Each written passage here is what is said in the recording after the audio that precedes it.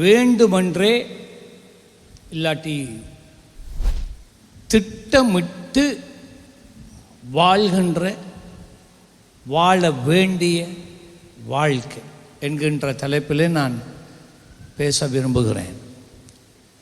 வேண்டுமென்று, இல்லையென்றால் தீர்மானம் பண்ணி, இல்லையென்றால் திட்டமிட்டு வாழ வேண்டிய வாழ்க்கை. இன்றைக்கு அநேக தேவ பிள்ளைகள் நினைப்பது என்னென்றால், பரிசுத்த ஆவியானவர் என் வாழ்க்கையில் இருக்கிறார், அவர் தன் பாட்டில் தேவனுடைய சித்தத்தை என் வாழ்க்கையிலே நிறைவேற்றுவார், அவர் என் வாழ்க்கையிலே செயல்படுவார் என்று நாம் தப்பாக நினைத்திருக்கிறோம்.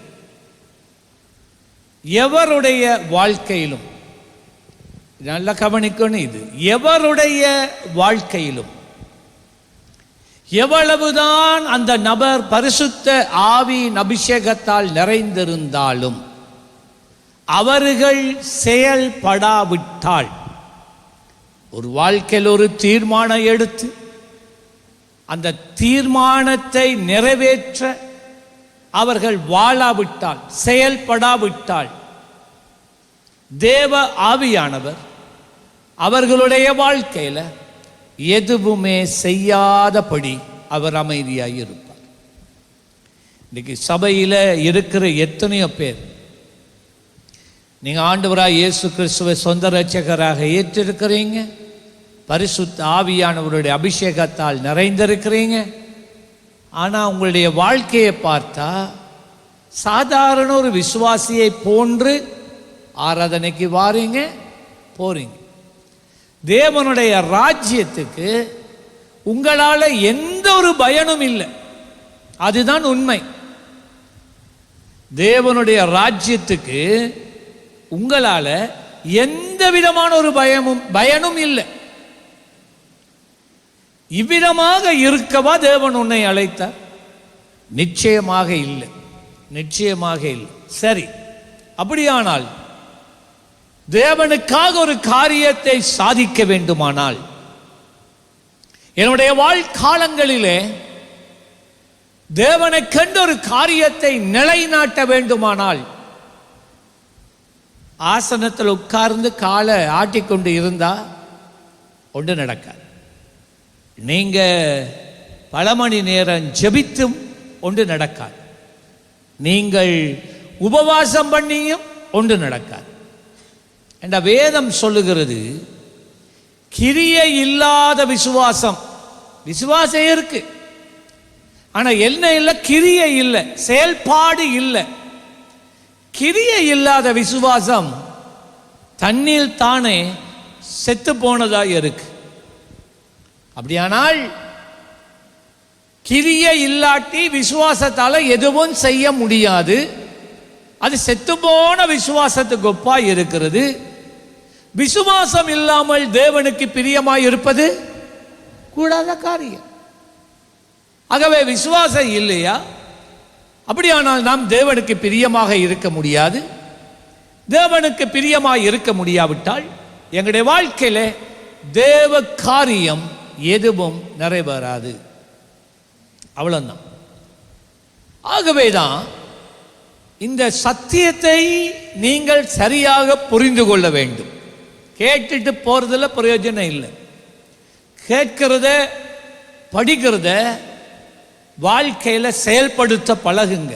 அப்பதான் நீங்கள் வாழ்கின்ற உங்களுடைய எல்லைகளுக்குள்ளே நீங்கள் செய்கின்ற உங்களுடைய தொழிலாய் இருக்கட்டும், உங்களுடைய படிப்பாய் இருக்கட்டும், உங்களுடைய கைத்தொழிலாய் இருக்கட்டும், வயலாக இருக்கட்டும், மேசன் வேலையாக இருக்கட்டும், ஓடாவி வேலையாக இருக்கட்டும், மெக்கானிக் வேலையாக இருக்கட்டும், நீங்கள் ஆட்டோ ஓடுகிறவராக இருக்கட்டும், ஒரு வாகன சாரதியாக இருக்கட்டும், எப்படியும் இருக்கட்டும், நீங்க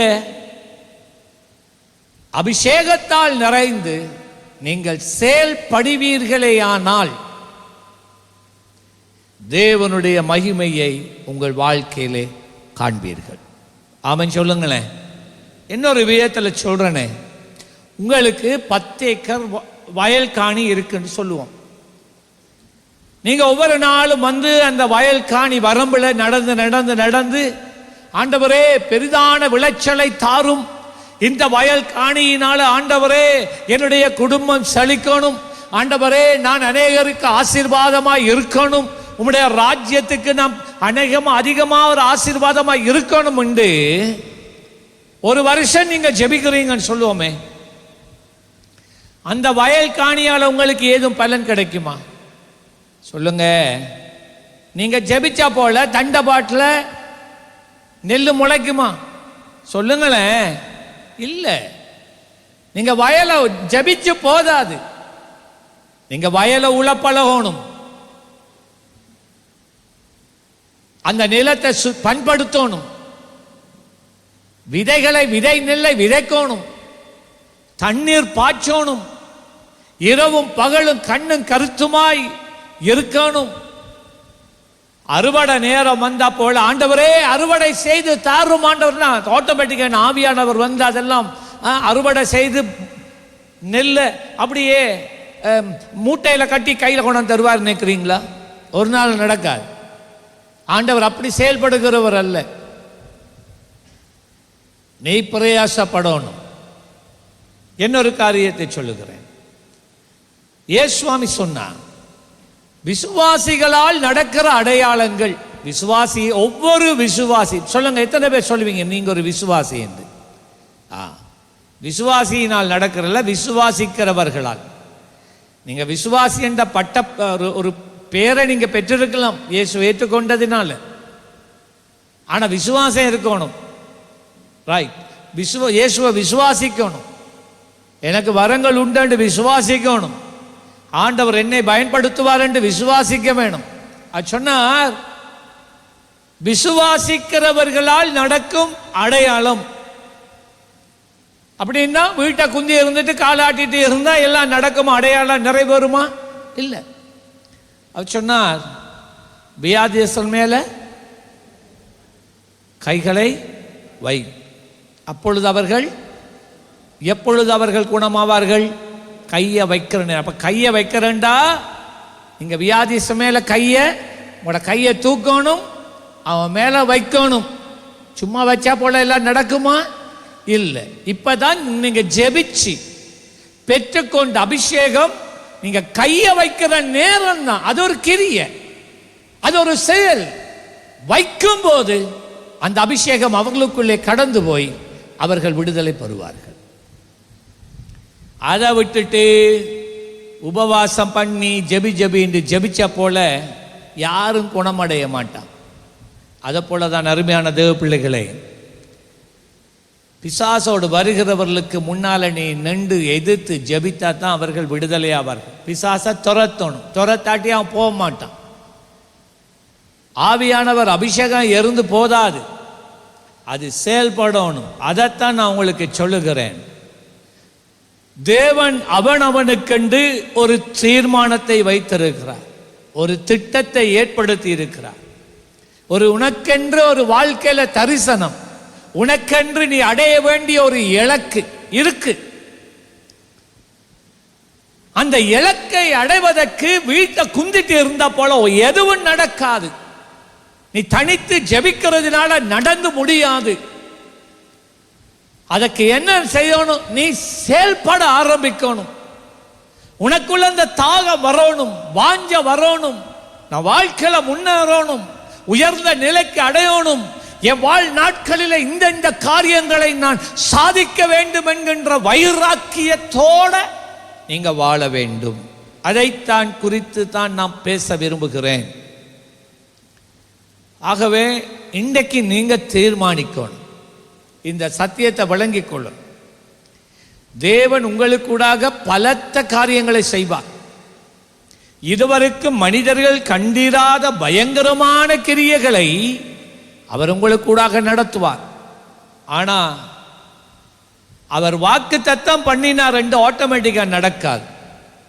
உங்களுக்குள்ளே பரிசுத்த ஆவியானவருடைய அபிஷேகம் இருக்கிறதுனால தண்டபாட்டில் நடக்காது. நீ எழுந்து புறப்படு. அவர் சொன்னார், மேல் வீட்டறையில் உட்கார்ந்துட்டு இருந்தா உலகம் ரட்சிக்கப்படாது. நீ என்ன செய், எருசலேமுக்குள்ள போ, சுவிசேஷம் அறிவி. எருசலேமை கவர் பண்ணி முடிஞ்சோடனே சமாரியாவுக்கு போ, டிஸ்ட்ரிக்ட் போ, அங்க இருக்கிற ஜனங்களுக்கு சத்தியம் அறிவிச்சியா, யூதேயாவுக்கு போ. அப்ப அந்த மாகாணம் அது, அதை முடிச்சிட்டியா, இப்ப உலகம் எங்கும் போ. பாத்தீங்களா, சும்மா ஒரு இடத்துல மேல் வீட்டறையில் இருந்தா போல வாக்கு தத்தம் நிறைவேறாது. நாம் போக வேண்டும், நாம் செயல்பட வேண்டும் என்பதை ஆணித்தரமாக நான் உங்கள் மத்தியிலே வைக்க விரும்புகிறேன். திட்டமிட்டு இல்லாட்டி ஒரு திட்டத்தோட, ஒரு தீர்மானத்தோட, இல்லாட்டி ஒரு தரிசனத்தோட வாழ்கின்ற வாழ்க்கை, right, living deliberately or living intentionally. ஆங்கிலத்தில் சொல்ல போனால் லிவிங் இன்டென்ஷனலி அப்படின்னா காரணத்தோட வாழ்றது, திட்டத்தோட வாழ்றது, ஒரு இலக்கோட வாழ்றது. எப்படியும் நான் சாதிப்பேன், எப்படியும் அந்த இலக்கை நான் அடைவேன் என்கின்ற வைராக்கியத்தோட வாழ்றது. விளையாண்டா இதை காண்பிக்கின்ற சில வேத சம்பவங்களை நான் இந்த காலையிலே உங்கள் மத்தியிலே நான் வைக்க விரும்புகிறேன். பிரயாசப்பட வேண்டும், வேர்வை சிந்த வேண்டும், கடினமான தீர்மானங்கள் வாழ்க்கையில் எடுக்கப்பட வேண்டும், சவால்களுக்கு முகம் கொடுக்க வேண்டும். அப்போதான் இது இஷ்டப்படும். ரைட்டா? ரூத் 2ஆம் அதிகாரம் 16வது வசனத்தில் உங்களுக்கு எல்லாருக்கும் நகோமி ரூத்தினுடைய கதை உங்களுக்கு தெரியும். அவர்கள் நாசரேத்தில் ஒரு சின்ன ஊரில் இருந்தாங்க. ஏதோ பஞ்சம் உண்டானதினாலே அவருடைய கணவர் அவர்களை எல்லாம் கூட்டிக் கொண்டு மோவாபின் இடத்துல போனார். அங்கே விக்கிரக ஆராதனை மாத்திரம் இல்லை, நரப்பழி கொடுக்கிற ஒரு தேசம் அது. அந்த இடத்துல தேவனுக்கென்று ஒரு பலிபீடம் கூட இருக்கல. தேவனும் வைத்த நாட்டின மையத்தில் இருந்து விலகி போனாங்க. இதோ அவங்களுக்கு சாப்பிட்றதுக்கு ஆகாரம் இருந்தது, தங்கியிருக்க வீடு இருந்தது. ஆனால் அவங்களுடைய குடும்பத்தில் ஒன்றுக்கு பின்னால் ஒன்று மரணங்கள். முதல்ல நவோமியின் கணவர் மரித்து போனார். அதன் பின்பதாக அவங்களுக்கு 2 குமாரர்கள் இருந்தாங்க. மோவாபிய அந்நிய ஸ்திரீகளை திருமணம் முடிச்சு வச்சாங்க. கடைசியா ரூத் நவோமியினுடைய 2 மகன்மாரும் செத்து போயிட்டான். இப்ப அவள் ஒரு விதவையாக இருக்கிறா. அவளுடைய பிள்ளைகளும் மகன்மாரும் செத்து போயிட்டா. அவங்களுடைய பொஞ்சாதிமார் 2 பேர் மருமகள் விதவைகளா இருக்கிறான். அப்பதான் மூளை திறக்குது, நான் என்ன செய்றேன் இங்கே என்று சொல்லி அவள் தீர்மானிக்கிறாள். நான் என் ஊருக்கு தேசத்துக்கு திரும்பி போக போகிறேன், ஊருக்கு நான் திரும்பி போகிறேன். நான் போற நேரம் நல்ல ஆசீர்வாதத்தோட தான் இந்த தேசத்துக்கு வந்தேன், இப்ப எல்லாத்தையும் இழந்து போய் இருக்கிறேன் என்று சொல்லி இந்த 2 மோவாபிய மருமக்களை பார்த்து சொல்றா, நீ உங்களோட தேசத்துல நீ போய் நீ கல்யாணத்தை முடிச்சிட்டு நீங்க சந்தோஷமா இருங்க, நான் போறேன். உடனே ஒரு மருமகள் சொன்னாள், ஓ என்று அழுதுட்டு, அப்பா எப்பதான் நமக்கு விடுதலை வந்துட்டுன்னு அவ தப்பி பிழைச்சென்று அவ போயிட்டா. ஆனால் அவளுடைய மற்ற மருமகள், அவளுடைய பேர் ரூத், அவள் சொன்னார், உம்முடைய தேவன் என்னுடைய தேவன், உம்முடைய ஜனங்கள் என்னுடைய ஜனங்கள், உம்முடைய தேசம் என்னுடைய தேசம் என்று அவள் முழுமையா நகோமி சேவித்த தேவனுக்கு தன்னுடைய இருதயத்தை ஒப்பு கொடுத்து நகோமியோட திரும்பி ஊருக்கு வந்துட்டான். எல்லாரும் நகோமி வர்றதை கண்டு நல்லா சந்தோஷப்பட்டாங்க. ஆனால் நகோமி அவங்கள கண்டு துக்கப்பட்டா. ஏண்டா, நான் நிறைவா போனேன், நான் நல்லா தான் இருந்தேன், நான் போயிருக்கவே தேவையில்லை.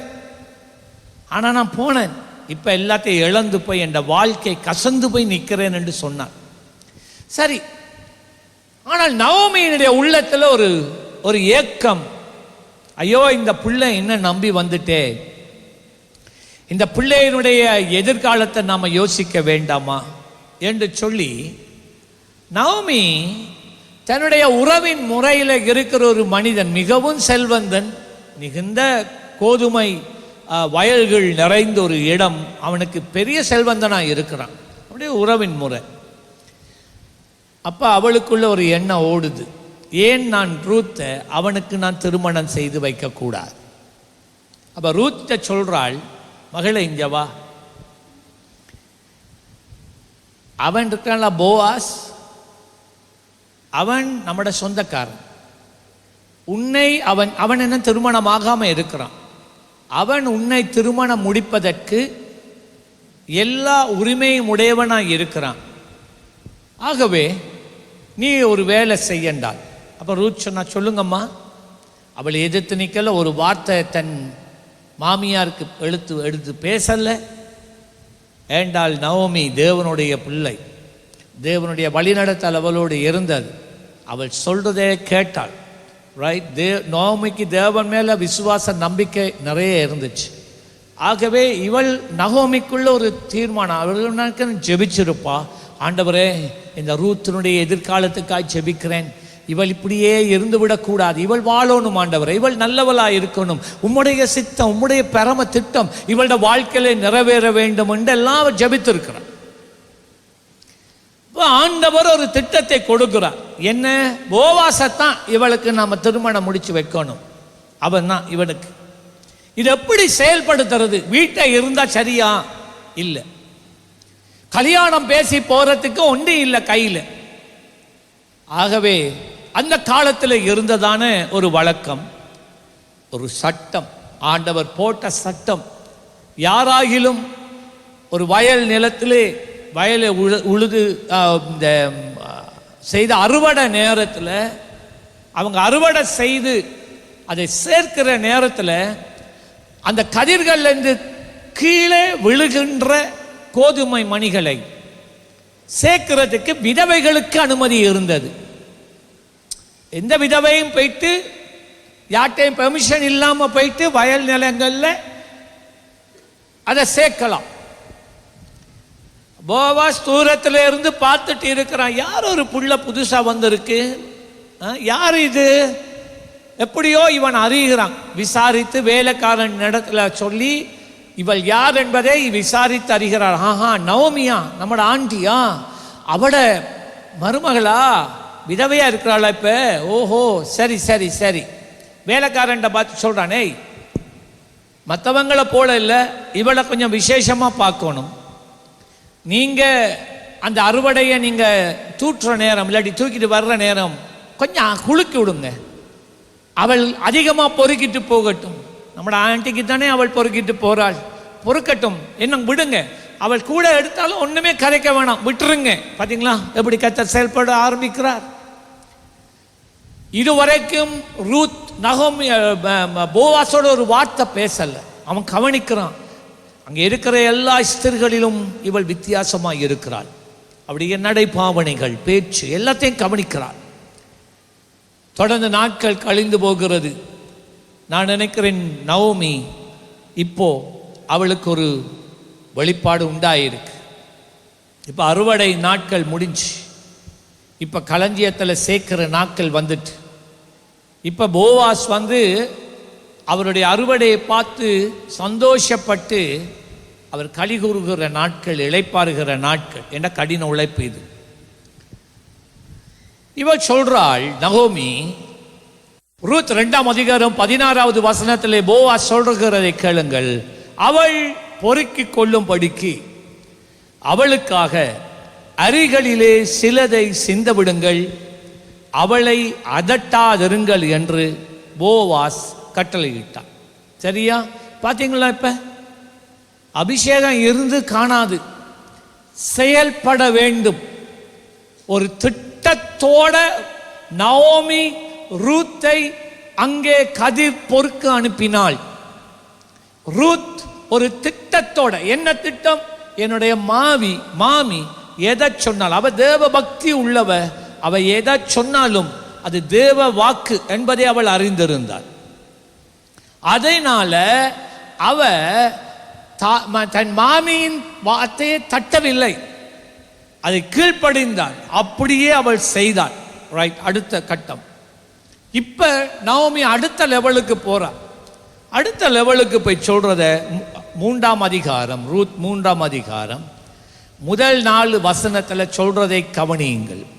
பின்பு அவள் மாமியாகிய நகோமி அவளை நோக்கி, ரூத்தை நோக்கி, என் மகளே, நீ சுகமாய் வாழ்ந்திருக்கும்படி நான் உனக்கு சௌக்கியத்தை தேடாதிருப்பேன். பார்த்தீங்களா, அவர் சொல்றார் தன்னுடைய மருமகளை பார்த்து, தம் மகளே, நீ எவ்வளவு அருமையான ஒரு பிள்ளையா இருக்கிறா, நீ இப்படி வாழக்கூடாது, உனக்கு ஒரு எதிர்காலம் உண்டு, உன் எதிர்காலத்தை நீ அந்த இலக்கை அடையாமல் நீ ஓய்ந்திருக்க கூடாது, மோட்டிவேட் பண்றாள். ரைட். ஆகவே அவர் சொல்றாள், உனக்கு கர்த்தர் ஒரு பெரிய திட்டம் வைத்திருக்கிறார், அவருடைய ராஜ்யத்திலே அவர் உன்னை ஒரு முக்கியமான ஒரு புள்ளியாய், ஒரு கருவியாய் அவர் எடுத்து பயன்படுத்துவார், உன்னை ஒப்புக்கொடு என்று சொன்னால் அவள் மறுப்பே தெரிவிக்கல, அவள் அதை ஏற்றுக்கொண்டாள். அப்ப நகோமி இவளுக்கு சொல்றதை அவள் செய்கிறாள். பாருங்க 2வது வசனம். அவள் சொன்னாள், நீ யோவாசின் வேலைக்காரிகளோட கூடியிருந்தாயே, அவன் நம்முடைய உறவின் முறையான் அல்லவா, இதோ அவன் இன்று ராத்திரி களத்திலே வாட்கோதுமை தூற்றுவான். இன்றைக்கு அறுவடை நாள், தூற்றுகிற நாள், மூட்டை கட்டுற நாள், கடைசி நாள். 3வது வசனம் அவள் சொல்றாள், பாருங்க இன்ஸ்ட்ரக்ஷன்ஸ். நீ குளித்து எண்ணெய் பூசி உன் வஸ்திரங்களை உடுத்தி கொண்டு அந்த களத்துக்கு போ. அந்த மனுஷன் புசித்து குடித்து தீரு மட்டும் நீ அவன் கண்ணுக்கு எதிர்படாமல் இரு. 4வது வசனம். அவன் படுத்து கொண்ட போது, அவனுக்கு ஒரு கூடாரம் இருக்கு, அவன் படுக்கைக்கு போன பிறகு அவன் படுத்திருக்கும் இடத்தை நீ பார்த்திருந்து போய் அவன் கால்களின் மேல் மூடியிருக்கிற போர்வையை ஒதுக்கி நீ படுத்துக்கொள்னா, அவன் போவாஸ் நித்திர கொள்ற நேரத்தில் நீ அவருடைய கூடாரத்துக்குள்ள போய் அவருடைய கால்பாகத்தில் இருக்கிற பிளங்கெட்டை உயர்த்தி நீ அவரை கால் பக்கத்தில் குறுக்க நீ படு என்று நவோமி இவளுக்கு ஆலோசனை சொன்ன போது, அப்பொழுது நீ செய்ய வேண்டியது இன்னதென்று அவன் உனக்கு சொல்லுவான் என்றான். பார்த்தீங்களா, இதெல்லாம் தீர்க்க தரிசனம். ஒரு தாய் என்றால் தேவனுடைய சத்தத்தை கேட்டு தன் பிள்ளைகளுக்கு பேசுகின்ற காரியம் தீர்க்க தரிசனமா இருக்கணும். மாம்சீக உணர்வுகளிலே மனிதன் பேசுற பேச்சை நீ பேசினா எல்லாத்தையும் அழிச்சு தாறுமாறாக்கிடுவான். நீ தாய்மாரை கேளுங்க, தாய்மாராய் மாறப்போகிறவர்கள் கேளுங்க, சகோதரிகள் கேளுங்க, தகப்பன்மார் கேளுங்க. உடைய வாயில இருந்து புறக்கிற ஆலோசனை மனித ஞானத்தால் நிறைந்ததாய் இருக்கக்கூடாது.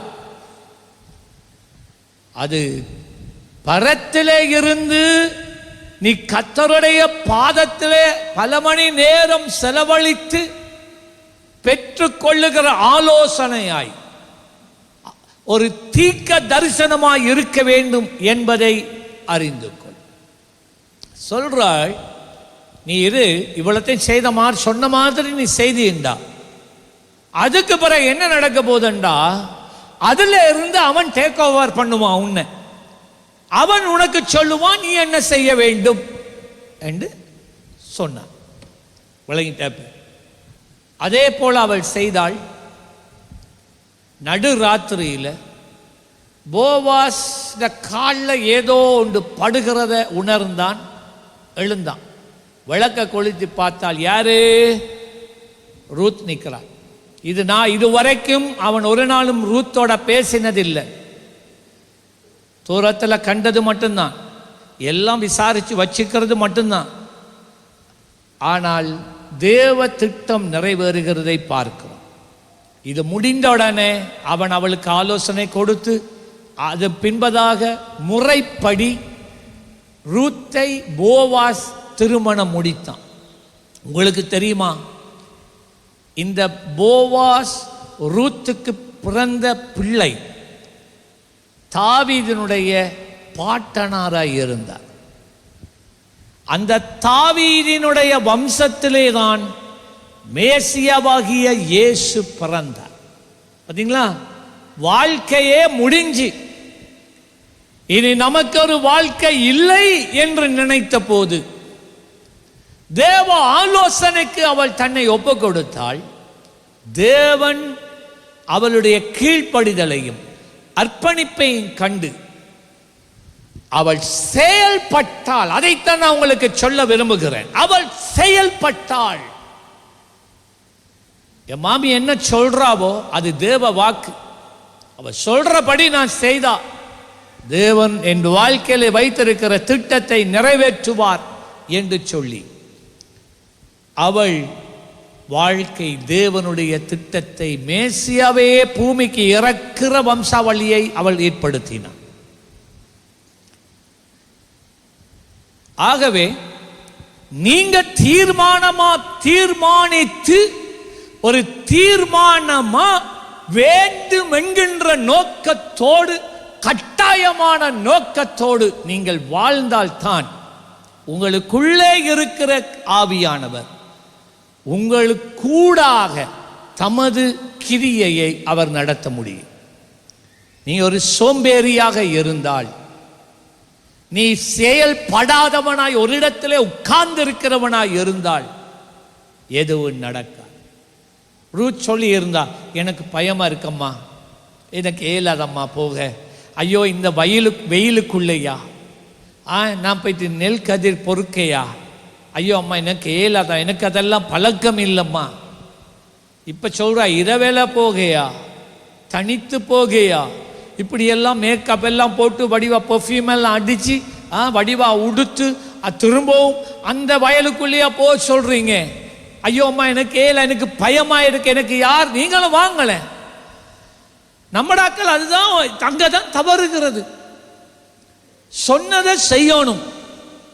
தேவன ஆவியானவர் ஒரு காரியத்தை உனக்கு உணர்த்தினால் உடனே கீழ்ப்படியணும். அதை செயல்படுத்த முன்னேற வேண்டும் பிரியமானவர்களே. இல்லாட்டி உங்களுடைய வாழ்க்கையில் எதுவும் நடக்காது, எதுவும் நடக்காது. சபையில் ஒரு பொம்பிளாஸ் நடந்துச்சா? அந்த நாட்களில் ஆராதனை ஒவ்வொரு நாளும் நடக்கும். சர்ச் ஒவ்வொரு நாளும் ஆராதனை தான், உங்கள் எல்லாருக்கும் தெரியும். பம்பிளாஸ் நடந்துச்சா? சபையை இழுத்து மூடினாங்க. இன்வெஸ்டிகேஷன் 4 மாதம் ஆராதனை வைக்கலாது. கட்ட தொடங்கி 3 மாதத்தில் அதுவும் நின்றுட்டு. ஆகவே 2019ஆம் ஆண்டு நவம்பர் மாதம் ஆகிறதோட வேலை நின்றுட்டு, அரைக்காவாசி செய்த மாதம். உங்கள் எல்லாருக்கும் அது தெரியும். இப்போ நான் அதை பார்த்து கொண்டு இருந்திருந்தா என்ன நடந்திருக்கும்? நாங்கள் எந்த ஒரு தீர்மானம் எடுக்காமல் இருந்திருந்தா என்ன நடந்திருக்கும்? தேவனுடைய ஒரு தாசனு கூடாக ஒரு நாள் என்ன செய்வதென்று தெரியாமல் அங்கலாய்த்து கொண்டு இருக்கும் போது தான் உங்களுக்கு இந்த கதை நான் சொல்லியிருக்கிறேன். ஆச்சுனா ரோஷான், கர்த்தரிடத்தில் இருந்து நான் ஒரு வார்த்தையை பெற்றேன் உங்களுக்கு. இப்போ ஆண்டவர் நான் கேட்டேன், என்ன சொல்லுங்க பாஸ்டர் என்ன? அது சொன்னால், நாளை நான் ஒரு மனிதனை உன்னிடத்தில் அனுப்புகிறேன், அவன் ஒரு நிலக்காணியோடு உன்னிடத்துக்கு வருகிறான் என்றான். ஓகே, இரவெல்லாம் ஜெபிக்கணும்னு சொன்னார். இரவெல்லாம் ஜெபிச்சேன், இடையில நித்திரையும் தூங்கிட்டு களைப்பில். காலையில் எழுந்தோடனே எல்லாமே மறந்து போச்சு. ஹாலில் வில்லியம் ஹால்ட்டில் ஆராதனை நடக்குது. அது முடிஞ்சு ஃபோக்கஸுக்கு வர்ற நேரம் 3 மணி. பட்ட வெயில், நித்திரை கொள்ள ஒரு இடம் இல்லை, தலைசாய்க்கு ஒரு இடம் இல்லை. அப்போ நாட்களில் இருக்கிறதுக்கு ஒழுங்கான ஒரு இடம் இல்லை. பசி ஒரு பக்கம், களைப்பு ஒரு பக்கம். நான் இந்த சபைக்கு தலைவன். நான் ஏதும் தீர்மானம் எடுக்காட்டி இந்த சபையினுடைய நிலைமை என்னவாய் மாறும்? கஷ்டம்தான், போராட்டம்தான், பலவிதமான நெருக்கங்கள் தான். எத்தனையோ வித மனிதர்களாலே இந்த சீயோனின் ஊழியங்கள் மூடப்பட வேண்டும் என்கின்ற எதிர்ப்பே நான் முகம் கொடுத்தேன். உங்கள் எல்லாருக்கும் தெரியாது, நான் சொல்லலை. மேயரில் இடத்துல இருந்து வந்தது, அன்றைய நாளில் இருந்த டிஎஸ் ஆஃபீஸில் இருந்து வந்தது, எம்பி இருந்து வந்தது. உங்களுக்கு இதெல்லாம் தெரியாது. இன்னொரு எம்பி அவரும் சொன்னான். என்ன தெரியுமா? எல்லாரும் சேர்ந்து சொன்னாங்க, எனக்கு நீங்கள் இந்த இடத்துல இனிமேல் சர்ச் வைக்கக்கூடாது, இந்த இடத்துல இந்த சபை இனிமேல் நடக்கக்கூடாது, உங்களுக்கு இடம் காணாது, உங்களுக்கு பார்க்கிங் இல்லை, அது இல்லை, இது இல்லை. எல்லாத்தையும் பொறுத்து கொண்டு தான் இருந்தேன். உங்கள் யாருக்குமே சொல்லலை. எங்கே போவோம், எங்கே இந்த ஊழியத்தை எடுத்துக்கொண்டு போவோம்? புளியந்தீவு மெதடிஸ்ட அந்த ஹாலை நாங்கள் வில்லியம் ஹால்ட்டை நாங்கள் புக் பண்ணினோம். ஒரு வருஷத்துக்கே காசு கொடுத்தோம். ஒரு மாதம் ஆகிற நேரமே வெள்ளிக்கிழமை ஆகிற நேரத்தில் ஞாயிற்றுக்கிழமை ஆராதனை நடக்க வேண்டியதை கேன்சல் பண்ணி விட்டுருவான். காசு கொடுத்தாச்சு ஒரு வருஷத்துக்கு. என்ன செய்வதுன்னு தெரியாது, எங்க போய் ஆராதனை வைக்கிறது? இனி ஓடி அடிச்சு அமெரிக்கன் மிஷன் நல்ல போதகர், அவர் அதை நமக்கு திறந்து கொடுத்தார். சில நேரங்கள் அங்கே முன்னே இருந்த புக்கிங் வந்த உடனே எங்க போறது? அதுக்கு பின்னால் இந்த ஹாலை எங்களுக்கு மட்டும் திறந்து தந்தாங்க. உங்களுக்கு அதுவும் தெரியும். சவால். இந்த சவாலின் மத்தியில தான் ஆண்டவர் சொன்னார், நாளைக்கு ஒரு மனுஷன் அனுப்புறேன், அவன் ஒரு வளவோட வருவான். அதுதான் ரமணா. அடுத்த நாள் நான் மறந்துட்டேன் உண்மையா. அடுத்த நாள் ரமணா வந்து இந்த இடத்துக்கு என்னை பின்னேரம் 6:30 மணிக்கு கூட்டிட்டு வந்தார். இந்த அவ காடு பத்தி 58 பர்ச். எனக்கு இங்க வந்த உடனே உள்ள வரல, காடு பத்தி. எனக்கு விருப்பமே இல்லை, இந்த மன்ரேசா விருப்பமே இல்லை. ஒன்று இது காடு, 2 இந்த இடத்துல தண்ணி இல்லை, 3வது இந்த இடத்துல எலக்ட்ரிசிட்டி இல்லை, யாரும் இல்லை, ஜனப்புழக்கம் இல்லை. இங்கே சர்ச் கட்டுறது. ஆனால் தீர்க்க தரிசனத்தை மறந்துட்டேன். எப்பொழுது இந்த வளவுக்குள்ள அண்ணா வாங்கண்ணா வாங்க வாங்கன்னு என்னை இழுத்தா, எப்பொழுது இந்த வளவுக்குள்ளே இந்த கால் பட்டிச்சோ, முதலாவது கால் உடனே அந்த சத்தம் நான் சாகும் வரைக்கும் நான் மறக்கவே மாட்டேன். I will send a man with a land. 1.5 மணத்தியாலத்துக்கு மேலாக ரமணனோட நான் போராடி கொண்டிருந்தேன். எவ்வளவு ஒரு பேச்சுக்கு எவ்வளவு சொல்றாய், எவ்வளவு காணிக்கு சொல்றாய்? காசுக்குத்தான் இந்த காணியை நான் எடுப்பேன், இலவசமாக எடுக்க மாட்டேன். இது தேவனுடைய ஆலயத்துக்கு. அது சொன்னார், இல்லை இது நான் ஆலயத்துக்கு கர்த்தருக்கு கொடுக்கிறேன், கர்த்தருக்கு கொடுக்கிறேன். ஆனால் நான் சொன்னேன் இல்லை. எவ்வளவு? அதுதான் 1.5 மணத்தியாலம் டிலே வர்றதுக்கு. 2 மணத்தியாலம் என்று நினைக்கிறேன். தேவனுடைய சத்தம் திரும்பவும் என்னிடத்தில் வந்த உடனே நான் சொன்னேன், நான் எடுக்கிறேன், நான் இந்த வளவை நான் எடுக்கிறேன். அடுத்த நாளே இந்த வளவை நம்முடைய சியோன் ட்ரஸ்டீஸ் உடைய பேரில் இந்த சியோன் நிலம் எழுதப்பட்டது. அடுத்த நாள் ஒரு நாளில் டீட் எழுதப்பட்டது. ஆமாம், சேலஞ்ச், கஷ்டம்தான். என்ன செய்யறது? இந்த சர்ச் கட்டுறதுக்கே கஷ்டப்பட்டு கொண்டு இருக்கும்போது, கஷ்டப்பட்டு இந்த இதில் 8 துண்டு காணி வேண்டினோம். கஷ்டம், நெருக்கம். இந்த சர்ச்சை கட்டுறதுக்கே காசு இல்லை. சில நேரம் என்ன செய்யறேன்னு தெரியாமல் இருப்பேன். எல்லாமே லட்சக்கணக்கில் கொடுக்கும், மில்லியன் கணக்கில் கொடுக்கணும். ஒவ்வொரு கட்டமாக வர வர மில்லியன் கணக்கில் கொடுக்கணும். இந்த சர்ச் பிளான் கீறுற நேரம் 9 தடவை பிளானை மாற்றணும். தெரியுமா? அது இது பிள்ளை, அது பிள்ளை, அது இல்லை, இது இல்லை என்று சொல்லிக்கொண்டே இருந்தாங்க யூடிஏயால். அதெல்லாம் மாற்றி திரும்ப திரும்ப திரும்ப கீறி கீறி ஏழாம கடைசி நீங்களே கீறித்தாங்கன்னு சொல்லி அவங்களுக்கு காசு கொடுத்து கீறினோம்.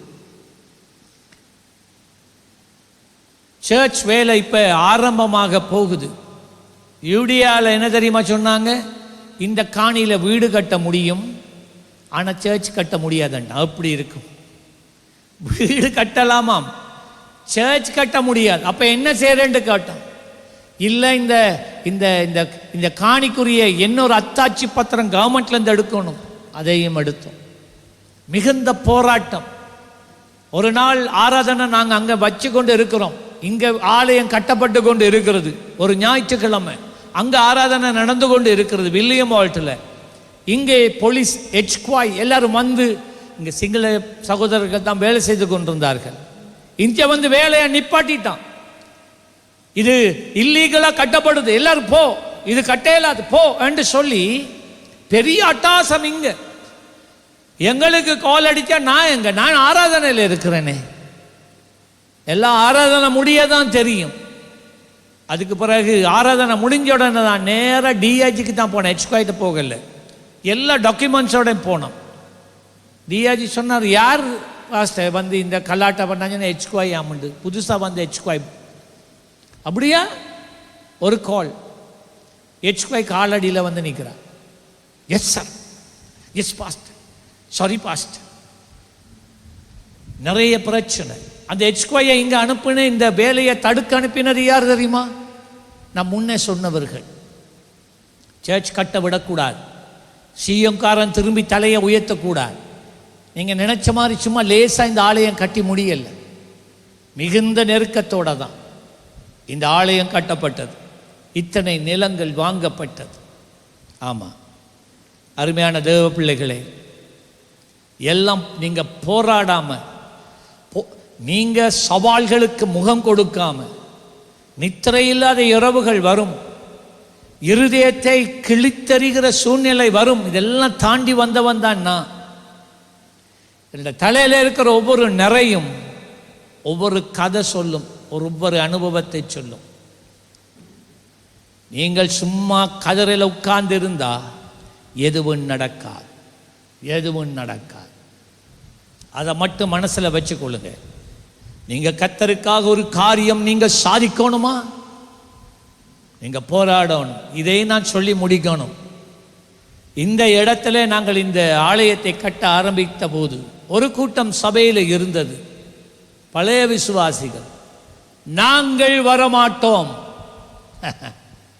நாங்கள் வரமாட்டோம். ஏன்னா அங்கேயும் ஆலயம் கட்ட தொடங்கிட்டாங்க, இங்கேயும் நாங்கள் ஆலயம் கட்ட தொடங்கிட்டோம். அவங்க சொன்னாங்க, நாங்கள் வரமாட்டோம், நாங்கள் எங்கள் ஆலயம் சென்ட்ரல் ரோட் அங்கே தான், நாங்கள் இங்கே வரமாட்டோம். அடிக்கல் வைக்கக்குள்ளேயும் வரல. அவங்க ஒரு கொஞ்சம் பேர் தான் வந்தாங்க அடிக்கல் வைக்கக்குள்ள. யோசிச்சு பாருங்க இந்த மனசு எப்படி இருந்திருக்கும். வேதனை தான், போராட்டம் தான். இதெல்லாம் நாங்கள் வழியில் சொல்லலை, இப்போ சொல்கிறேன்னா. இதெல்லாம் லேசா எந்த ஒரு காரியமும் முடியாது. ஆண்டவர் தெரியுமா என்ன சொன்னார் எனக்கு? சொன்னார், பொறுத்திரு, நீ கவலைப்படாத, நான் அந்த வேலையை நிறுத்துவேன் என்றார். நான் யாருக்குமே சொல்லலை, இது 2-3 பேருக்கு மட்டும்தான் சொல்லியிருக்கிறேன். இது வரைக்கும் நான் யார்கிட்டையும் சொல்லலை, சொல்கிறேன் இப்போ. நான் ஆண்டவர் சொன்னார், நான் அந்த வேலையை நிறுத்துவேன் என்றார். அங்கே வேலை நடக்குது. பிரியமான தேவ பிள்ளைகளே,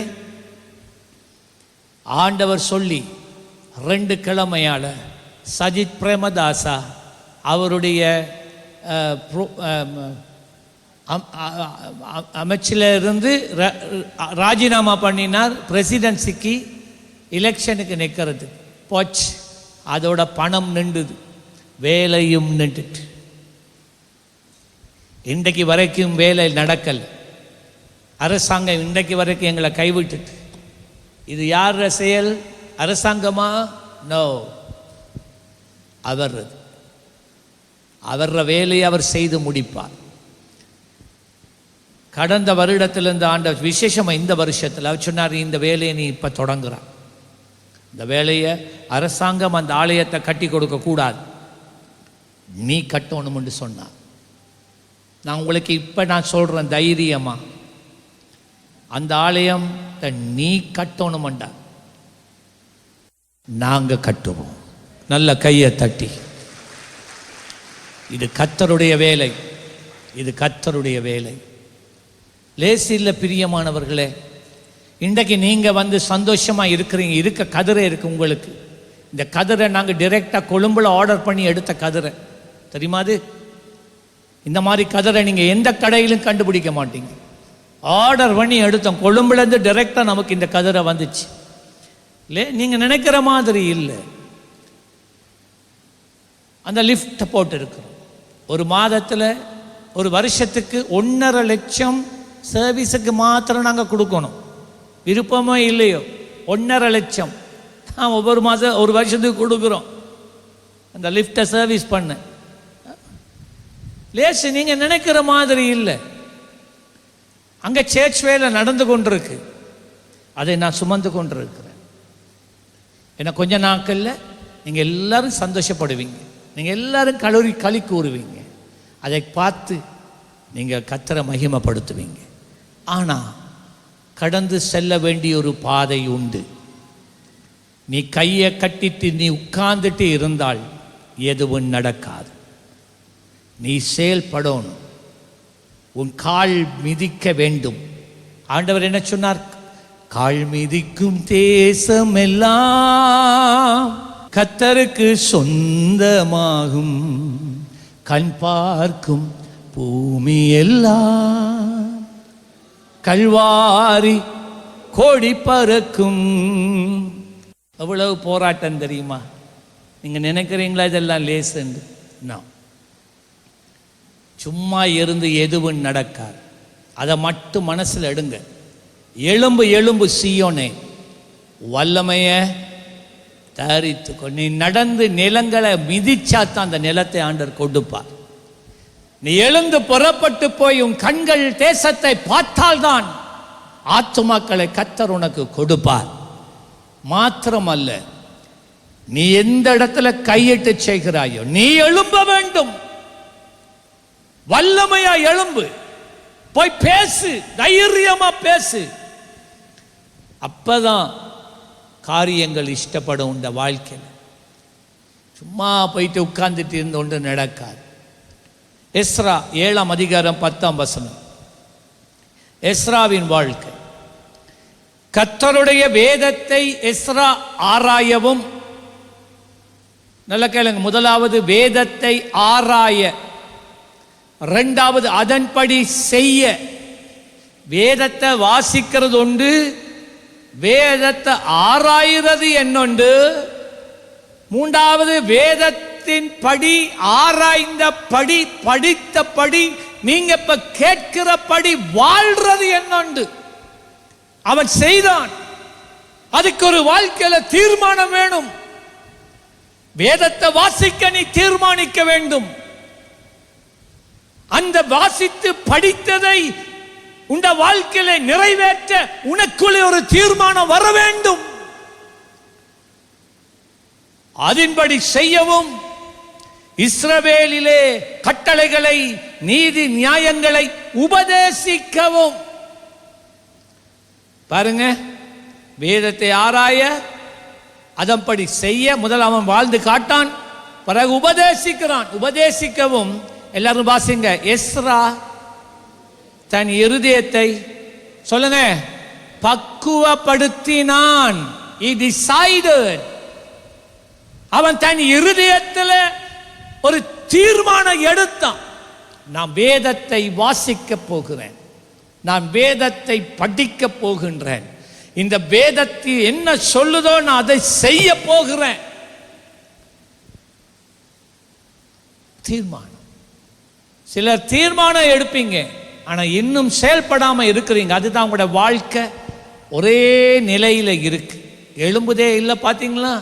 நீங்க 1000 தடவை வந்து இந்த பலிபீடத்தண்டையில வந்து உங்களுக்காக 1000 பேர் அபிஷேகத்தோட ஜெபித்தாலும் நீ எழும்பும் வரைக்கும், நீ எழும்பும் வரைக்கும், நீ முன்னேறும் வரைக்கும், நீ செயல்படும் வரைக்கும் எதுவும் நடக்காது, எதுவும் நடக்காது.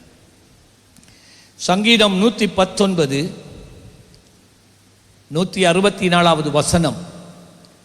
சங்கீதம் 119. இப்ப நாங்க தாவீதை குறித்து கொஞ்சம் தியானிக்க போகிறோம். சங்கீதம் 119 164வது வசனம். தாவீது சொல்லுகிறதை கேளுங்கள். உமது நீதி நியாயங்களின் நிமித்தம், எல்லாரும் வாசிங்க. அடுத்தது என்ன? ஒரு நாளிலே 7 தரம் நான் உம்மை துதிக்கிறேன். நாங்க தானியல் 3 தரம் ஆராதித்ததை பார்த்து பெருசா பேசுறோம். ஆனா உங்களுக்கு தெரியுமா, தாவீது தன்னுடைய வாழ்க்கையில் அவன் ஒரு ராஜா. ராஜாவுடைய வேலையை பார்க்கிலும் பெரிய வேலையா நீங்க செய்றீங்க? சொல்லுங்க. உங்களோட வேலை, உங்களோட தொழில், உங்களோட படிப்பு, ரைட்? ஒரு ராஜா, தாவீது ராஜாவுக்கு இருக்கிற பொறுப்பை பார்க்கிலும் பெரியதா? நீங்க சொல்றீங்க எனக்கு இன்னைக்கு நேரம் இல்லை, நீங்க சொல்றீங்க எனக்கு களைப்பா இருக்கு, நீங்க சொல்றீங்க ஆண்டவரை நாளைக்கு ஜெபிக்கிறேன் என்று சொல்லி ஜெபிக்காம போற நாட்கள் எத்தனை எத்தனை எத்தனை. தாவீது ஒரு ராஜாவாக இருந்து எத்தனையோ உத்தரவாதங்களை உடையவனாய் இருந்தும், நல்ல கவனியுங்க, அவன் 7 தடவை, ஒரு நாளில 7 தடவை அவன் தேவனை ஜெபிக்கிறதுக்கும் தேவனை ஆராதிக்கிறதுக்கும் துதிக்கிறதுக்கும் அவன் தீர்மானித்தான். அவன் வெறும் பேச்சா சொல்லல, அவன் செஞ்சான். இன்னைக்கு உங்களுடைய வாழ்க்கையில ஏன் தேவன் செயல்படாம இருக்கிறார்? நீ மற்றவன் உனக்காக ஜெபிக்கணும் எதிர்பார்க்கிறா, ஆனா நீ உனக்காக ஜெபிக்கிறது இல்லை. மற்றவன் உனக்காக உபவாசம் பண்ணணும் என்று எதிர்பார்க்கிறா, ஆனா நீ உபவாசம் பண்றது இல்லை. மற்றவன் எல்லாம் கீழ்ப்படியோணும் என்று எதிர்பார்க்கிறா, ஆனா நீ கீழ்ப்படிய உனக்கு விருப்பம் இல்லை. அப்ப அப்படி திட்டவட்டமான ஒரு தீர்மானத்தோடு ஒரு வாழ்கின்ற ஒரு வாழ்க்கை. வேதம் வாசிக்க எஸ்ரா தீர்மானித்தான், பக்குவப்படுத்தினான். அதே போல தாவீது ஒரு நாளைக்கு 7 தடவை ஆராதிக்கிறதுக்கு தீர்மானம் பண்ணினான். உங்களுக்கு தெரியுமா, சங்கீதம் 55ஆம் சங்கீதம் 17வது வசனம், 55வது சங்கீதம் 17வது வசனம், அந்தி சந்தி மத்தியான வேளைகளிலும், அந்தி சந்தி, காலையில மாலையில மத்தியானம் 3 நேரம் நான் தியானம் பண்ணி முறையிடுகிறேன். 7 தரம் ஆராதனை வர்ற, அதுக்குள்ள இன்னொரு 3 தடவை ஒவ்வொரு நாளும் வேதத்தை படிக்கிறான். ஐயா, நான் திரும்ப உங்களுக்கு சொல்றேன், நீங்க வேதத்தை படிக்கும் வரைக்கும் உங்களுடைய வாழ்க்கையில முன்னேற்றம் என்பது வரவே மாட்டாது, வரவே முடியாது. உபவாச ஜெபத்துக்கு வந்தவங்களுக்கு தெரியும், வேதத்தை வாசிக்காதவன் படிக்காதவன் வாழ்க்கையில கிருப, தேவ கிருப இருக்காது. உங்களுக்கு தெரியுமா, தாவீது தேவனுடைய ஒரு கூடாரத்தை, தேவனுடைய ஆலயத்தை தாவீது கட்டல. உங்களுக்கு தெரியும். சவுலின் நாட்களிலே தேவனுடைய கூடாரம், சாமுவேலின் நாட்களிலே தேவனுடைய உடன்படிக்கை பெட்டி, இல்லாட்டி தேவனுடைய உடன்படிக்கை கூடாரம், ஆலயம், கூடாரமா டென்டாலான ஆலயம், மிஸ்பா, சரி, மிஸ்பாவிலே தான் இருந்தது, எருசலேமில் இருக்கல். எருசலேம் அப்ப தலைநகரம் இல்லை, மிஸ்பா தான் தலைநகரம். இஸ்ரவேல் ஜனங்கள் எகிப்தில் இருந்து வந்து வனாந்தரத்தில் 40 வருஷம் கானானுக்குள் பிரவேசித்து கானான யுத்தம் பண்ணி ஆக்கிரமிச்சு மிஸ்பாவிலே தான் தேவனுடைய உடன்படிக்கை பெட்டியும் கூடாரமும் அமைந்திருந்தது. அந்த கூடாரத்தில், நல்ல கவனிங்க, அந்த கூடாரத்தில் பண்டிகைகளை ஆண்டவர் ஏற்படுத்தி இருந்தார், 8 பண்டிகைகள். அந்த பண்டிகை நாட்களிலும் ஓய்வு நாள், சனிக்கிழமை ஓய்வு நாளிலே 7ஆம் நாள்ல ஆலயத்தில் ஆராதனை நடக்கும். காலையிலே இருந்து பின்னேரம் அன்றைய நாட்கள்ல மாத்திரம்தான் கர்த்தருக்கென்று பலி கொடுப்பார்கள், வேதம் வாசிக்கப்படும், தேவனை ஆராதித்து துதிப்பார்கள். தேவனுடைய சமூகம் ஆலயம் திறந்திருக்கு. சரியா? மற்ற நேரத்தில் யாரோ ஒருவன் வந்து ஜபிச்சுட்டு போவான், அந்நாள் வார மாதிரி வந்துட்டு ஜபிச்சுட்டு போவான். அவ்வளோதான் இருந்தது. அப்படித்தான் ஆண்டவர் மோசைக்கு சொன்ன பிரமாணம். ஆனா சவுலின் நாட்களிலே பெலிஸ்தியர்கள் அவர்களுக்கு விரோதமாய் வந்து யுத்தம் பண்ண நேரம், இஸ்ரவேலர்கள் யுத்தத்திலே தோற்கடிக்கப்பட்ட நேரத்தில் இவன் என்ன செய்றாங்க? தேவனுடைய உடன்படிக்கை பட்டியை எடுத்துக்கொண்டு யுத்த களத்துக்கு கொண்டு போன போது தேவன் இஸ்ரவேல் ஜனங்களை தண்டித்தார். இஸ்ரவேலர்கள் அநேகர் மடிந்தார்கள். பெலிஸ்தியர்கள் தேவனுடைய உடன்படிக்கை பட்டியை எடுத்துக்கொண்டு தங்கள் தேசத்துக்கு கொண்டு போயிட்டு எங்க வச்சாங்க? தாகோன் என்று சொல்லப்பட்டதான அவர்களுடைய தெய்வத்தினுடைய ஆலயத்தில், கோயில்ல கொண்டு போய் வச்சாங்க. அங்க அந்த கோயில்ல பூசாரி மாதிரிலாம் இருக்கிறாங்க. அவர்களுடைய தெய்வங்கள் எல்லாம் அங்கே விக்கிரகங்களாய் இருக்கிறது.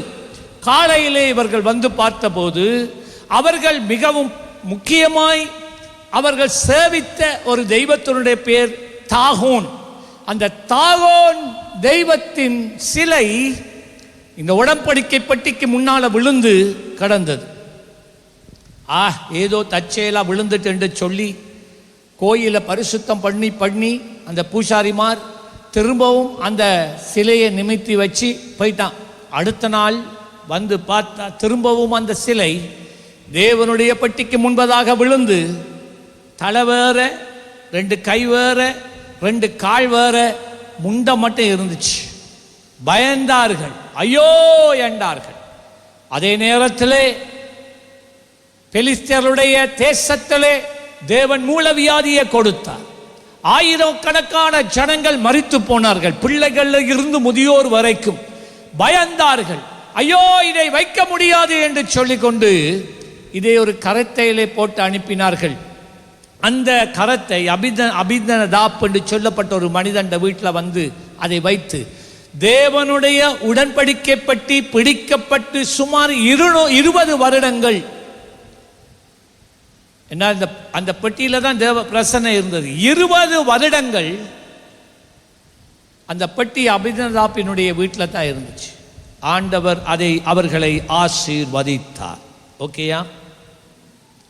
இப்ப தாவீது ராஜாவாகி விட்டான், சவுல் மரித்து போயிட்டான். தாவீதினுடைய உள்ளத்தில் ஒரு பெரிய வாஞ்சை, ஆண்டவரே உம்முடைய பட்டியை நாங்கள் கொண்டு வர வேண்டும். 20 வருஷத்துக்கு பிறகு அவர்கள் தங்களை பரிசுத்தப்படுத்தி ஆசாரியர்களோட சேர்ந்து இந்த உடன்படிக்கை பட்டியை சுமக்க வேண்டிய நேரத்தில் இவர்களும் பலிஸ்தியர்கள் செய்தது போல அதே கரத்தையில ஏற்றி கொண்டு வருகிறார்கள். கொண்டு வருகின்ற போது இந்த கரத்தை எருசலேமுக்கு கிட்ட வந்துட்டு, ஆனால் ஒரு சில்லு ஒரு கல்லுக்கு மேல ஏறினதினால அது சரிய தேவனுடைய உடன்படிக்கை பற்றி சரிந்து விழப்போகிற ஒரு நிலைமை வந்தபோது இந்த அபிதனதாப் என்று சொல்லப்பட்டதான இந்த 20 வருஷம் அவனுடைய வீட்டில் தான் இந்த பட்டி இருந்துச்சு. அதனாலே அவன் ஆசீர்வதிக்கப்பட்டான். இப்ப என்ன தெரியுமா நடக்குது? அவனுடைய மகன், அவனுடைய பேர் ஊசியா, விழாதபடி கையை நீட்டினான். ஆண்டவருக்கு கோபம் வந்தது. என்ன அதிகாரத்தோட இந்த பட்டிக்கு முன்னால நீ கையை நீட்டலாம் என்று சொல்லி உடனே ஆண்டவர் அடித்தார். அந்த இடத்திலே செத்தான். அதன் பின்பதாக அதனுடைய பிரதிபலன் அந்த உடன்படிக்கை பட்டி இனிமேலும் கொண்டு போகப்பட முடியாது என்று சொல்லி ஓபெத் நேகோ என்று சொல்லப்பட்டதான ஒரு மனிதனுடைய வீட்டிலே கொண்டு வந்து அது வைக்கப்பட்டது. சில மாதங்கள் அங்கே இருந்தது. திரும்பவும் தாவீது தன்னை ஆயத்தப்படுத்தினான், ஆசாரியர்களை ஆயத்தப்படுத்தினான். இப்ப சரியான ஒழுங்கின் முறையிலே அதை ஆசாரியர்கள் தங்கள் தோள்களிலே சுமந்து எருசலேமுக்கு கொண்டு வர, மிஸ்பாவுக்கு கொண்டு போகவில்லை, எருசலேமுக்கு கொண்டு வந்தார்கள். அங்கே தாவீது, இப்பதான் நீங்க கவனிக்கணும், அங்கே தாவீது தேவனுக்கென்று ஒரு கூடாரத்தை அமைத்து எருசலேம்ல அந்த கூடாரத்துக்குள் திரும்பவும் தேவனுடைய பெட்டியை வைத்தான். அது மட்டுமா அவன் செய்தான்? அவன் என்ன தெரியுமா செய்தான்? ஏறக்குறைய 862 பேர். நீங்க இன்னொரு காரியம் விளங்கிக் கொள்ளணும். சங்கீதங்களை வாசிக்கிற நேரம் அது தனியா தாவீது மாத்திரம் எழுதின சங்கீதங்கள் அல்ல. தாவீது எழுதியிருக்கிறான், மோசே எழுதியிருக்கிறார், அதே நேரத்தில் கோரா என்று சொல்லப்பட்டவன் எழுதியிருக்கிறான், ஆசாப் எழுதியிருக்கிறார். இப்படி பலர் இந்த சங்கீதங்களை எழுதியிருக்கிறார். இப்போ நாம் வாரேன் 1 நாளாகமம் 15:1. 1 நாளாகமம் 11:15. அவன் தனக்கு தாவீதின் நகரத்திலே வீடுகளை உண்டாக்கி தேவனுடைய பெட்டிக்கு ஒரு ஸ்தலத்தை ஆயத்தப்படுத்தி அதற்கு ஒரு கூடாரத்தை போட்டு. இப்பொழுது அவன் என்ன தெரியுமா செய்தான்? இந்த 862 தலைவர்களை ஏற்படுத்தி அந்த தலைவர் 862 பேரை 4 குழுக்களாக பிரித்து, தாவீது செய்ததை கவனியுங்கள். அவன் சொன்னான், தேவனுடைய ஆலயத்தில் ஆராதனை நிறுத்தப்படவே கூடாது என்று சொல்லி 24/7 ஒரு வாரத்தில் 24 மணத்தியாலம் வருடம் முழுவதும் தேவனை துதிக்கிற துதியும் ஆராதனையும் தேவனுடைய ஆலயத்தில் இருக்க வேண்டும் என்று சொல்லி ஆராதனையை அவன் ஏற்படுத்தினான். நாம சொல்லுங்களேன், மோசே கூட செய்யாதது, சாமுவேல் கூட செய்யாததை தாவீது செய்தான். எப்படி அவன் அந்த நிலைமைக்கு வந்தான்? அவன் தனக்குள்ள ஒரு தீர்மானம் பண்ணினான்.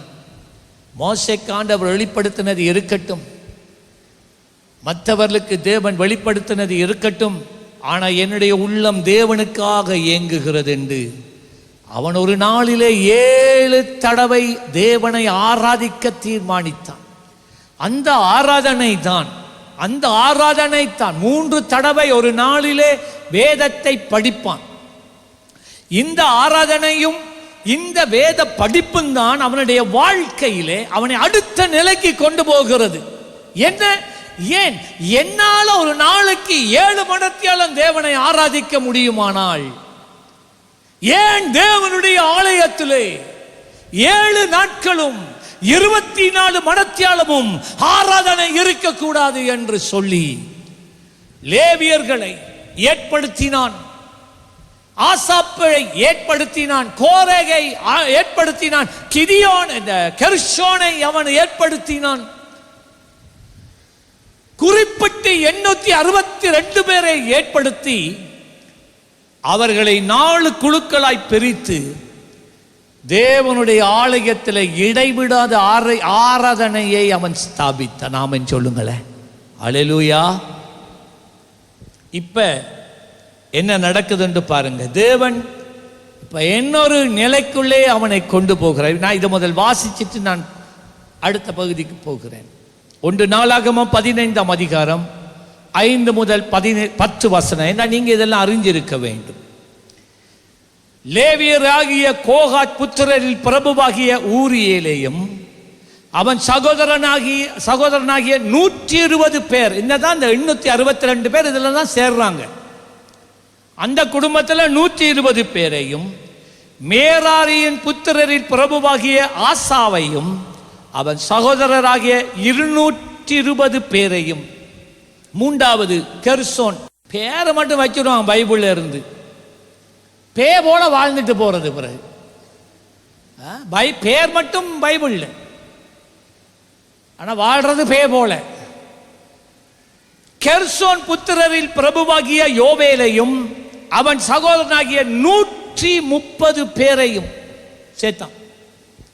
எலிசாப்பான் புத்திரரில் பிரபுவாகிய செமையாவையும் அவன் சகோதரனாகிய 200 பேரையும், எப்ரோன் புத்திரரில் பிரபுவாகிய எலியேலையும் அவன் சகோதரராகிய 80 பேரையும், ஊசியேல் புத்திரரின் பிரபுவாகிய அன்மினாதாபையும் அவன் சகோதரனாகிய 112 பேரையும் தாவீது கூடி வரச் செய்தான்.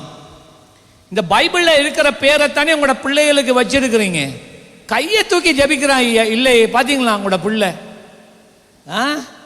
கொஞ்ச நாளும் பைபிளை வாசினா அதுவும் வாசிக்கிறான் இல்ல, தெரியுமா? ஜபின்னா ஜபிக்கிறீங்க இல்ல, பேரை மட்டும் வச்சிருவீங்க பைபிள்ல இருந்து. உங்களோட பேர் பைபிள்ல எங்க குறிப்பிடப்பட்டு இருக்கிறதோ அந்த இடத்துல அவர்கள் என்ன செய்தார்கள் என்பதை வாசித்து படித்து அதன்படி வாழ்றதுக்கு கிருபையை பெற்றுக்கொள்ளுங்க. இனி பிறக்கிற பிள்ளைகளுக்கு யூதாஸ் காரியத்தொண்டு நான் வைக்க போறேன். அதெல்லாம் வைக்க மாட்டாங்க. வைக்கிற பேருக்கு பல்லு நாக்கு கடி வருது எனக்கு. இப்ப என்ன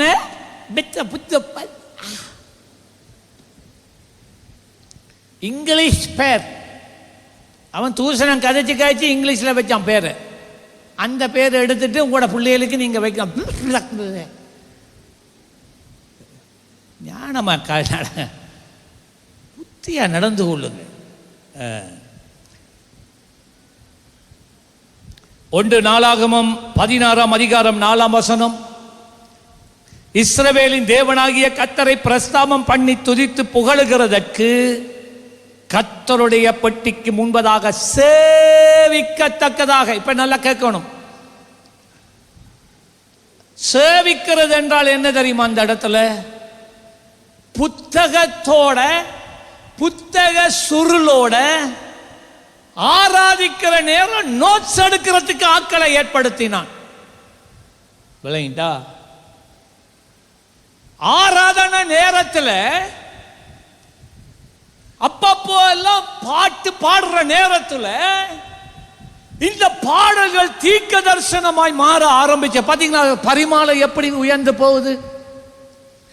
நீங்க எல்லாரும் என்னோட ஒருமனப்படுவீங்கன்னு சொன்னா, ஐயா ஒரு மாசத்துக்குள்ள தேவனுடைய மகிமை இந்த இடத்தையே மூடிக்கொள்ளும். ஆனா நீங்க எல்லாரும் ஒத்துவார மாதிரி இல்லையே. நீங்க தாவீது ராஜாவை விட பெரிய பிஸியான ஆட்கள். அதுதான் ப்ராப்ளம்.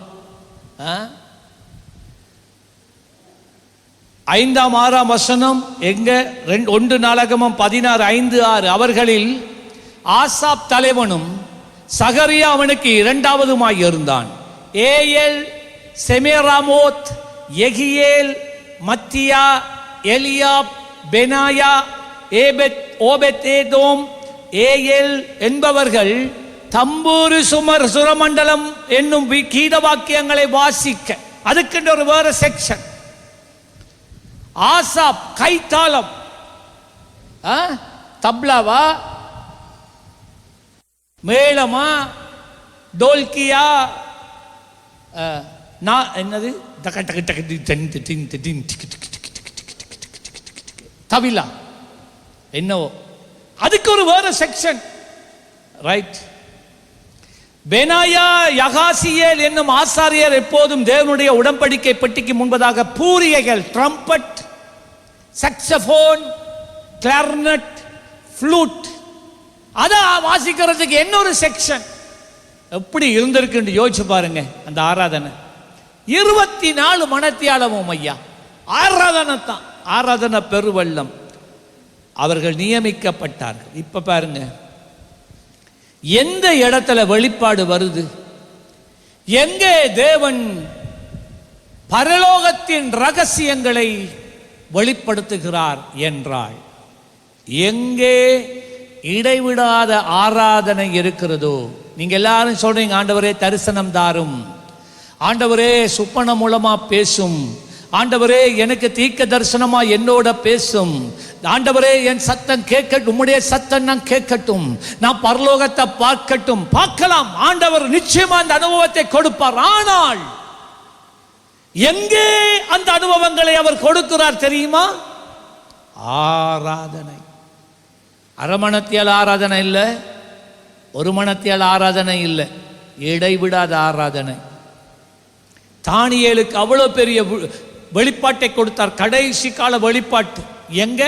21 நாள் இடைவிடாத ஆராதனை, 21 நாள் இடைவிடாத உபவாசத்திலே ஆண்டவர் கொடுத்தார்.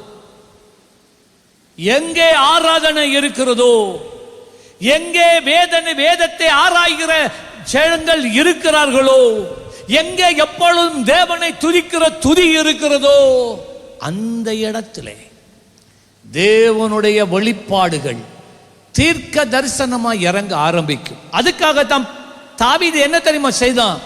அதற்கென்று ஒரு சிலரை நியமித்தான். இங்க வா, இந்த இடத்திலே திடீர் என்று இவர்கள் பாடல்களை பாடும் போது தேவனை மகிமைப்படுத்தி, ஐயா, இன்ஸ்டன்ட்லி அந்த இடத்திலேயே கையால எழுதாத புதிய பாடல்களை பாட ஆரம்பித்தார்கள். அந்த பாடல்கள் தீர்க்க தரிசனமான பாடல்களாய் இருந்தது. தாவீது என்ன தெரியுமா செய்தான்? அதுக்கும் ஒரு சிலரை நியமித்தான். அவன் சொன்னா, இவங்க பாடுற நேரத்தில் நிச்சயம் பரலோகம் வாசல் திறக்கும், ஆண்டவர் நிச்சயம் தரிசனங்களை காண்பிப்பார், தேவன் நிச்சயம் வெளிப்பாடுகளை கொடுப்பார். அவங்க பாடிக்கொண்டே போவாங்க, அவங்க பாடிக்கொண்டே போற நேரம் நீங்க எழுதிக்கொண்டே இருங்கன்னு சொன்னான். அதுல வந்ததான சில வெளிப்பாடுகளை நான் உங்களுக்கு காட்ட விரும்புகிறேன். இந்த ஆராதனையில தான் இயேசு கிறிஸ்து இந்த பூமிக்கு வர முதலே அவருடைய சிலுவை பாடுகளை குறித்த வெளிப்பாடு அந்த ஆராதனையில தான் அவங்க பெற்றுக்கொண்டார். சங்கீதம் 22:1 இது சொன்னா, என் தேவனே என் தேவனே ஏன் என்னை கைவிட்டீர்? அட, யாரு? இயேசு கிறிஸ்து பூமியிலே வருவதற்கு 1000 வருடங்களுக்கு முன்னே அவன் பாடுறான் தீர்க்க தரிசனமா. இவன் ஒரு ஆள் எழுதுறார். அதான் இன்னைக்கு பைபிள்ல நமக்கு இருக்கு. என்ன பாடுறார்? என் தேவனே என் தேவனே ஏன் என்னை கைவிட்டீர்? எனக்கு உதவி செய்யாமலும் நான் கதறி சொல்லும் வார்த்தைகளை கேளாமலும் ஏன் தூரமாய் இருக்கிறீர்? அடுத்த தீர்க்க தரிசனம் 13 வசனத்திலிருந்து 18. பீறி கர்ச்சிக்கிற சிங்கத்தை போல் என் மேல் தங்கள் வாயை திறக்கிறார்களே, தண்ணீரை போல் ஊற்றுண்டேன், என் எலும்புகள் எல்லாம் கட்டுவிட்டது, என் இருதயம் மெழுகு போல் ஆகி என் குடல்களின் நடுவே உருகி போயிற்று, என் பெலன் ஓட்டை போல் காய்ந்தது, என் நாவு மேல்வாயோடு ஒட்டி கொண்டது. நான் சொன்னேன் தானே, சிலுவையில் தொங்குற நேரம் இந்த ஜாயிண்ட் எல்லாம் கலந்துட்டு அதைத்தான் இங்க சொல்லப்படுகிறது.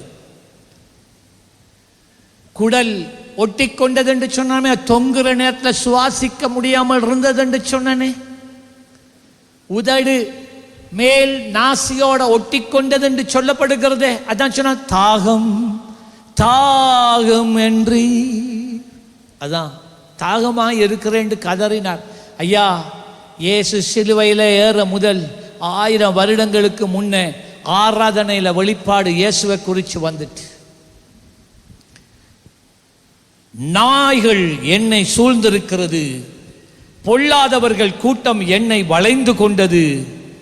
அடுத்த பாருங்க, என் கைகளையும் என் கால்களையும் உருவ குத்தினார்கள். பாத்தீங்களா பாத்தீங்களா? என் எலும்புகள் எல்லாம் நான் எண்ணலாம். இயேசு சிலுவையிலே தொங்குற நேரம் சதை இல்லை, தோல் இல்லை, தசை இல்லை, எல்லாம் போயிட்டு எலும்பு அப்படியே அவர் தொங்கும் போதே தெரியுது, இருதயம் தெரியுது, குடல் எல்லாம் தெரியுது, முதுகெலும்பு அப்படியே தெரியுது, தோள்பட்டல இருக்கிற எலும்பு, கையில் இருக்கிற எலும்பெல்லாம் அப்படியே தெரியுது. அதான் இந்த வசனம் தீர்க்க தரிசனமாய் அன்று வெளிப்படுத்தப்பட்டது. என் எலும்புகளை எல்லாம் நான் எண்ணலாம், அவர்கள் என்னை நோக்கி பார்த்து கொண்டு இருக்கிறார்கள், என் வஸ்திரங்களை தங்களுக்குள்ளே பங்கிட்டு என் உடையின் பேரில் சீட்டு போடுகிறார்கள். இது நடந்ததா இல்லையா? சொல்லுங்க. பார்த்தீங்களா? இடைவிடாத ஆராதனை எங்க இருக்கோ அங்கே பரலோகமே இறங்கி வந்துடும். ஆண்டவர் முகமுகமாய் உன்னோட தரிசிப்பார். 1 நாளாகமம் 28ஆம் அதிகாரம் 19வது வசனம் உங்களுக்கு தெரியுமா? ஆலயத்தை கட்டுவதற்கு சாமான்களை சேர்த்து வைத்தது தாவீது. ஆனால் எருசலேமிலே முதலாவது ஆலயத்தை கர்த்தருக்கென்று விசாலமாய் கட்டினது சாலமோன். உங்களுக்கு தெரியுமா? சாலமோனின் ஆரம்ப காலத்திலே அவன் தகப்பனோட இருந்தான். அவன் தகப்பனோட இருந்து இந்த வாழ்க்கைக்குள்ளே பிரவேசித்தான். அவனும் தேவனை இடைவிடாத ஒரு மனுஷனாய் அந்த ஆலயத்திலே அவன் இருந்ததினால அவன் என்ன தெரியுமா சொல்றான்? தேவனுடைய ஆலயம் எப்படி கட்டப்பட வேண்டும் என்கின்ற ப்ளூ பிரிண்ட் கர்த்தர் எனக்கு கொடுத்தார். கர்த்தர் எனக்கு கொடுத்தார். வாசிக்கிறேன் பாருங்க. 1 நாளாகமம் 28:19.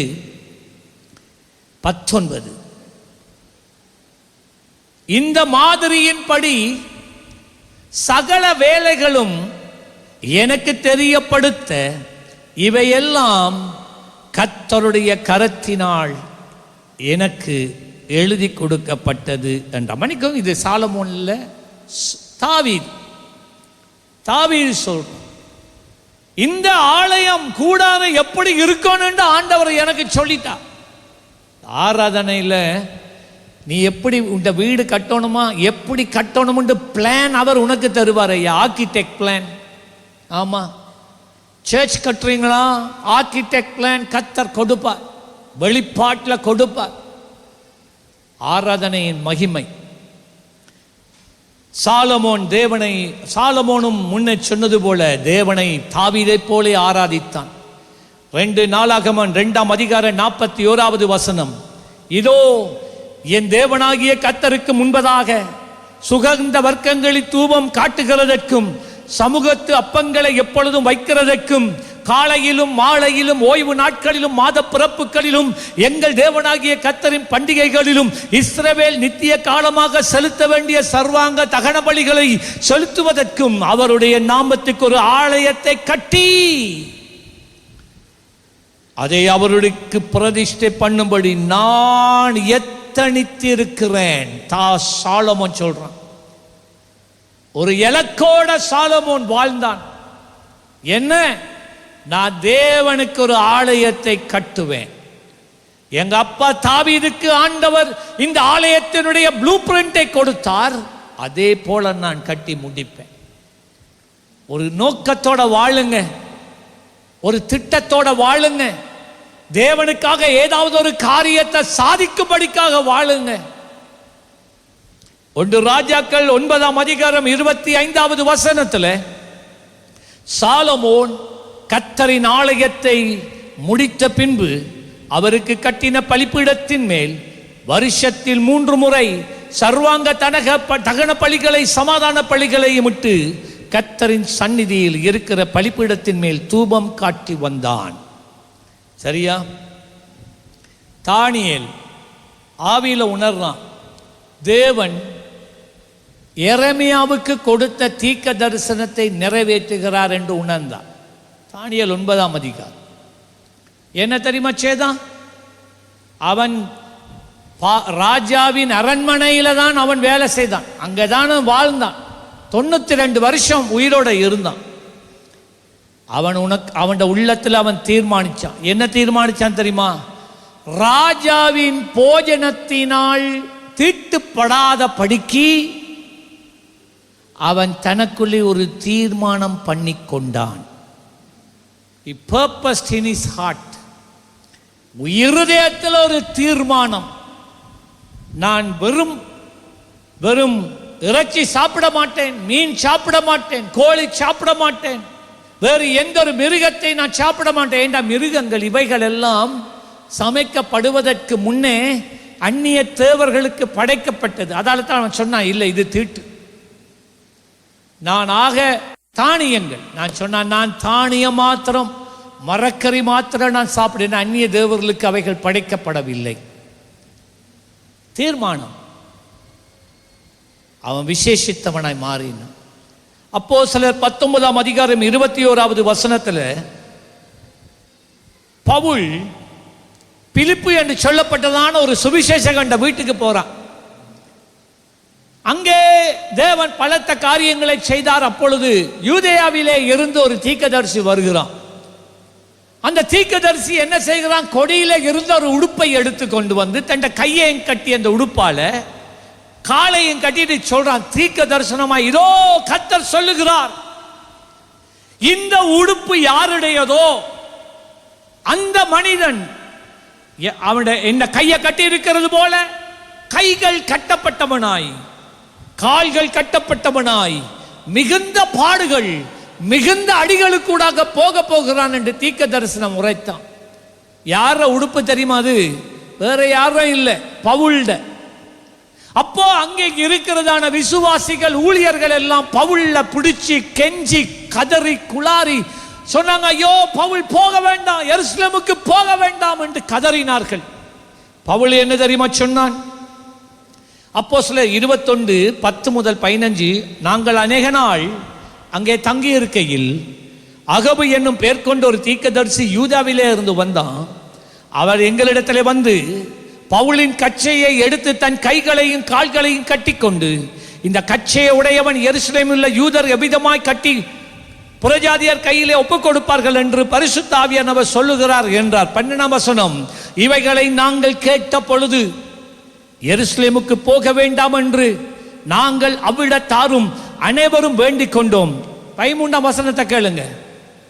தெளிவான தீர்க்க தரிசனம் வந்துட்டு, உனக்கு உபத்திரம் இருக்கு எருசலேமுக்கு போனா, ஆனா பவுல் சொல்றத கேளுங்க. அதற்கு பவுல், நீங்கள் அழுது ஏன் இருதயத்தை உடைத்து பண்ணுகிறீர்கள்? எருசலேமில் நான் கர்த்தராகிய இயேசுவின் நாமத்திற்காக கட்டப்படுவதற்கு மாத்திரமல்ல, மரிப்பதற்கும் நான் ஆயத்தமாய் இருக்கிறேன். ஆவியானவர் சொல்றா, பாருங்க, எருசலேமுக்கு போக வேண்டும், நான் போய்த்தான் ஆகுவேன். தீர்மானத்தில் மாற்றம் இல்லை. தேவன் கொடுத்த இலக்கை விட்டு அவன் திரும்பவே இல்லை.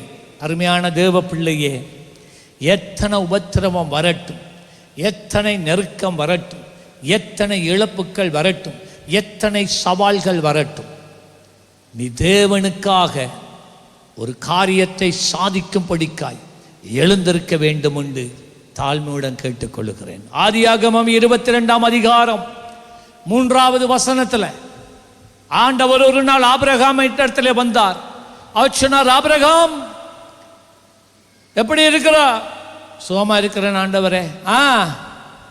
உன்னுடைய ஏக புத்திரன் இருக்கிறான் பாரு, ஈசாக்கு. ஆமா ஆண்டவரே, அவனை எனக்கு வேணும். ஓகே ஆண்டவரே, என்ன செய்யணும் ஆண்டவரே? வா, அவனை எடுத்துக்கொண்டு வா, நான் உனக்கு ஒரு மலையை காட்டுவேன், அந்த மலையில உண்ட பிள்ளைய எனக்கு சர்வாங்க தகன பலியா தரணும். ஓகே ஆண்டவரே. இதை போயிட்டு பொஞ்சாதி சாராள்கிட்ட சொன்னா பொள்ளடி வாங்கியிருக்கணும். எத்தனை வருஷம் இருந்து பெத்தெடுத்த பிள்ளைய நீ ஆண்டவருக்கு சர்வாங்க தகன பலியா? அது ஒரு பக்கம் இருக்கட்டும். மற்ற பக்கத்தில் இவனுக்கு இப்போ 22 வயசு. யாருக்கு? நம்ம ஈசாக்குக்கு. ஒரு கொடுத்துருப்பார். ஆபிரகாம் உருண்டு போறது, என்ன கொள்றதுக்காக கொண்டு போறாங்க. வாய் கப்சிப். வேதம் சொல்லுகிறது, அடுத்த நாள் காலையிலேயே தேவன் ஒரு இலக்கை வைத்துட்டார். தேவன் ஒரு காரியத்தை செய்ய சொல்லிட்டார். வீட்டில் குந்தி இருந்து 10 பேரோட கதைச்சி ஆலோசனை எடுக்கல. கர்த்தர் சொன்னா செய்துதான் ஆகணும் ஐயா. போனான். தம்பி, கர்த்தருக்கு பலியிடணும், வா தம்பி போயிட்டு வருவோம். சாராட்ட கூட சொல்லல. வேதம் சொல்லுகிறது, ஆபிரகாம் அதிகாலையில் எழுந்து, நோ டிலே, இரவு ஆண்டவர் பேசினார், அதிகாலையிலேயே புறப்பட்டான் வேலையை செய்தது. ஏன் கால தாமதம் பண்ணுகிறீர்கள்? எத்தனை காலம் நாளைக்கு செய்வோம், நாளைக்கு செய்வோம், நாளைக்கு செய்வோம் என்று சொல்லிக்கொண்டு தேவன் உனக்காக ஏற்படுத்தி இருக்கிற இலக்கை அடையாதபடி உன் வாழ்க்கை தாமதம் அடைந்து கொண்டு இருக்கிறதே ஏன்? தேவன் தன் கழுதையின் மேல் சேணம் கட்டி தன் வேலைக்காரி 2 பேரையும் தன் குமாரன் ஈசாக்கையும் கூட்டிக் கொண்டு தகன பலிக்கு கட்டைகளையும் பிளந்து கொண்டு தேவன் தனக்கு குறித்த இடத்துக்கு புறப்பட்டு போனான். பாத்தீங்களா? மாற்கு 1:35 இயேசு கிறிஸ்து அதிகாலையில் இருட்டோടെ எழுந்து புறப்பட்டு வனாந்தரமான ஓரிடத்துக்கு போய் அங்கே ஜெபித்தார். விடிய காலையில் எழும்புறது கஷ்டம் இல்லைன்னு சொல்லல. ஆனால் உங்களுக்குள்ள ஒரு திடாத்திரம் இருந்தால், உங்களுக்குள்ளே ஒரு உறுதியான தீர்மானத்தை எடுத்து அதை எப்படியாகிலும் நான் அதை நிலை நாட்டுவேன், நான் சாட்டு போக்கு சொல்லிக்கொண்டு அதிலே வாழ மாட்டேன் என்று நீங்கள் ஒரு தீர்மானம் எடுத்து பாருங்க. அதிகால வேளையில் எழும்பி ஜெபிச்சு பாருங்க. அப்போ மகிமையை காண்பீர்கள். அந்த இடத்துல தான் நீங்கள் வெளிப்பாடுகளை பெற்றுக்கொள்வீர்கள். அந்த இடத்துல தான் உங்களுடைய வாழ்க்கைக்கு தேவையான ஆலோசனையை பெறுவீர்கள். அங்கதான் பரலோக மகிமையை காண்பீர்கள். அங்கதான் தரிசனம் பெறுவீர்கள். அங்கதான் விசுவாசம் வளரும். அங்கதான் எழுந்து நடக்கிறதுக்கு தைரியம் வரும். இயேசு தேவனுடைய குமாரன். இவ்வளவு அற்புதம் நடக்குது. அவருக்கு உறங்க தெரியாமலா? இல்லை, எல்லாரும் நித்திர 12 சீஷர்களும். ஆனால் ஒவ்வொரு நாளும் அதிகாலமே இருட்டோட எழும்பிட்டு போய் முழங்கால் படியிட்டு அவர் ஜெபிக்கிறார். அதால தான் இயேசுவினுடைய வாழ்க்கையில பிதாவின் திட்டம் நிறைவேறுவதற்கு காரணமாக இருந்தது. சும்மா உழைக்கிறத உழைச்ச அவலத்தை வச்சு திண்டுட்டு போறதுல என்னத்தையா கண்டிங்க? வாழ்க்கையில சொல்லுங்க, என்னத்தை தான் கண்டிங்க? எவ்வளவு உழைச்சிங்க? வெளிநாட்டுக்கு போனீங்க, உழைச்சிங்க, இப்ப மிச்சம் கையில் எவ்வளவு இருக்கு? என்னத்தை கண்டீங்க? உழைக்கிறதெல்லாம் உடுப்பு வேண்ட, உழைக்கிறதெல்லாம் சாப்பிட. என்னத்தை கண்டீங்க ஐயா? என்னத்தை கண்டீங்க? என்னத்தை ஐயா நீங்க சாதித்தீங்க ஆண்டவரை கண்டு? தேவன் உனக்காக வச்ச இலக்கை நீ அடைந்தாயா? எந்த இடத்துல நிற்கிறாய்? அவர் வரும் நாளில் வெறுங்கையோடே நான் போய் நிற்பேனோ என்று கம்யூனியன் கொடுக்கிற சகோதரர்கள் வாங்க. கடைசியாக ஏசாயா 60:18 தீர்க்க தரிசனமா பேசுங்க. உன் மதில்களை ரட்சிப்புண்டு சொல்லி கூப்பிடு. உன் மதில்களை ரட்சிப்புண்டு சொல்லி கூப்பிடு. உன் வாசல்களை துதி என்று சொல்லு. உன் வாசல்களை துதி என்று சொல்லு. உங்களில் ஒரு சிலர் ஆராதிக்கிற நேரம் வாயே திறக்கிறது இல்லை. நீ எதையும் வாழ்க்கையில சாதிக்க மாட்டாய். நீ ஆண்டவரையா எல்லாரும் ஆராதிக்கிற நேரம் நீ மறைந்து திரிகிறவன் அல்லவா? வாழ்க்கையில என்ன வரட்டும், நீ எதுவும் பேசாத ஊமையாய் இருக்கிறாய் அல்லவா? மற்றதெல்லாம் பேசுவா, சினிமா கதை பேசுவா, அந்த டிராமா பற்றி பேசுவா, அந்த நியூஸை பற்றி பேசுவா, மற்றவனை பற்றி நீ பேசுவா. ஆனா ஆண்டவரை பற்றி பேசுறதுக்கு உனக்கு துணிவு இல்லல்ல. வாழ்க்கையில் ஒரு சூழ்நிலை கூட கடந்து செல்ற நேரம் அந்த சூழ்நிலையை பார்த்து, அந்த மலையை பார்த்து நீ தீர்க்க தரிசனம் பேச வேண்டிய நேரத்திலே வாயை பொத்திக் கொண்டு இருந்தா ரட்சிப்பு வராது, ஒன்று நடக்காது. அந்த போராட்டத்திலேயே நீ மடிந்து போவாய். ஆகவேதான் இன்றைக்கு தேவனுக்கு அருமையான தேவ பிள்ளைகளே, உங்களுடைய வாழ்க்கையை ஏனோ தானோ ஒன்று வாழ்ந்துட்டு போக வேண்டாம். திட்டமிட்டு தீர்க்கமான ஒரு முடிவோட வாழ பழகுங்க. இத்தனை காலங்கள் நடந்தது முடிஞ்சிட்டு.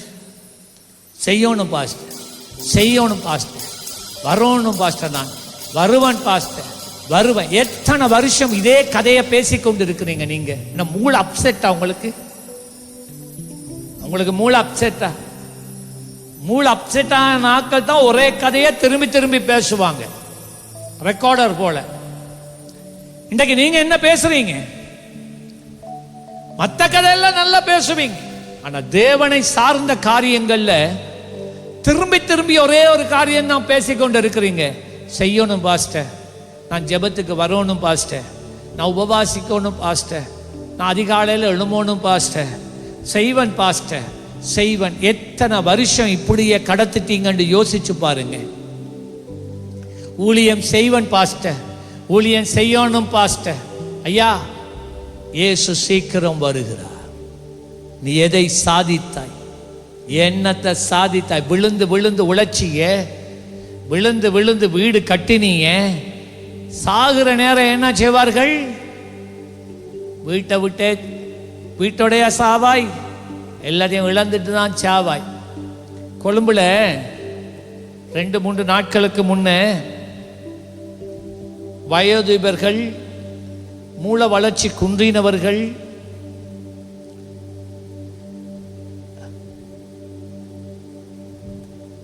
இருக்கக்கூடிய ஒரு எல்டர்ஸ் ஹோம், அதில் கூடுதலா இல்லாமல் 75 பேர் அங்க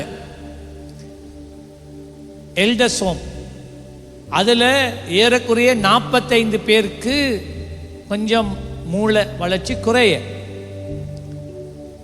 உள்ளே வயரிங் ஒன்று ஷார்ட் ஆகி அவ்வளவும் பத்திட்டு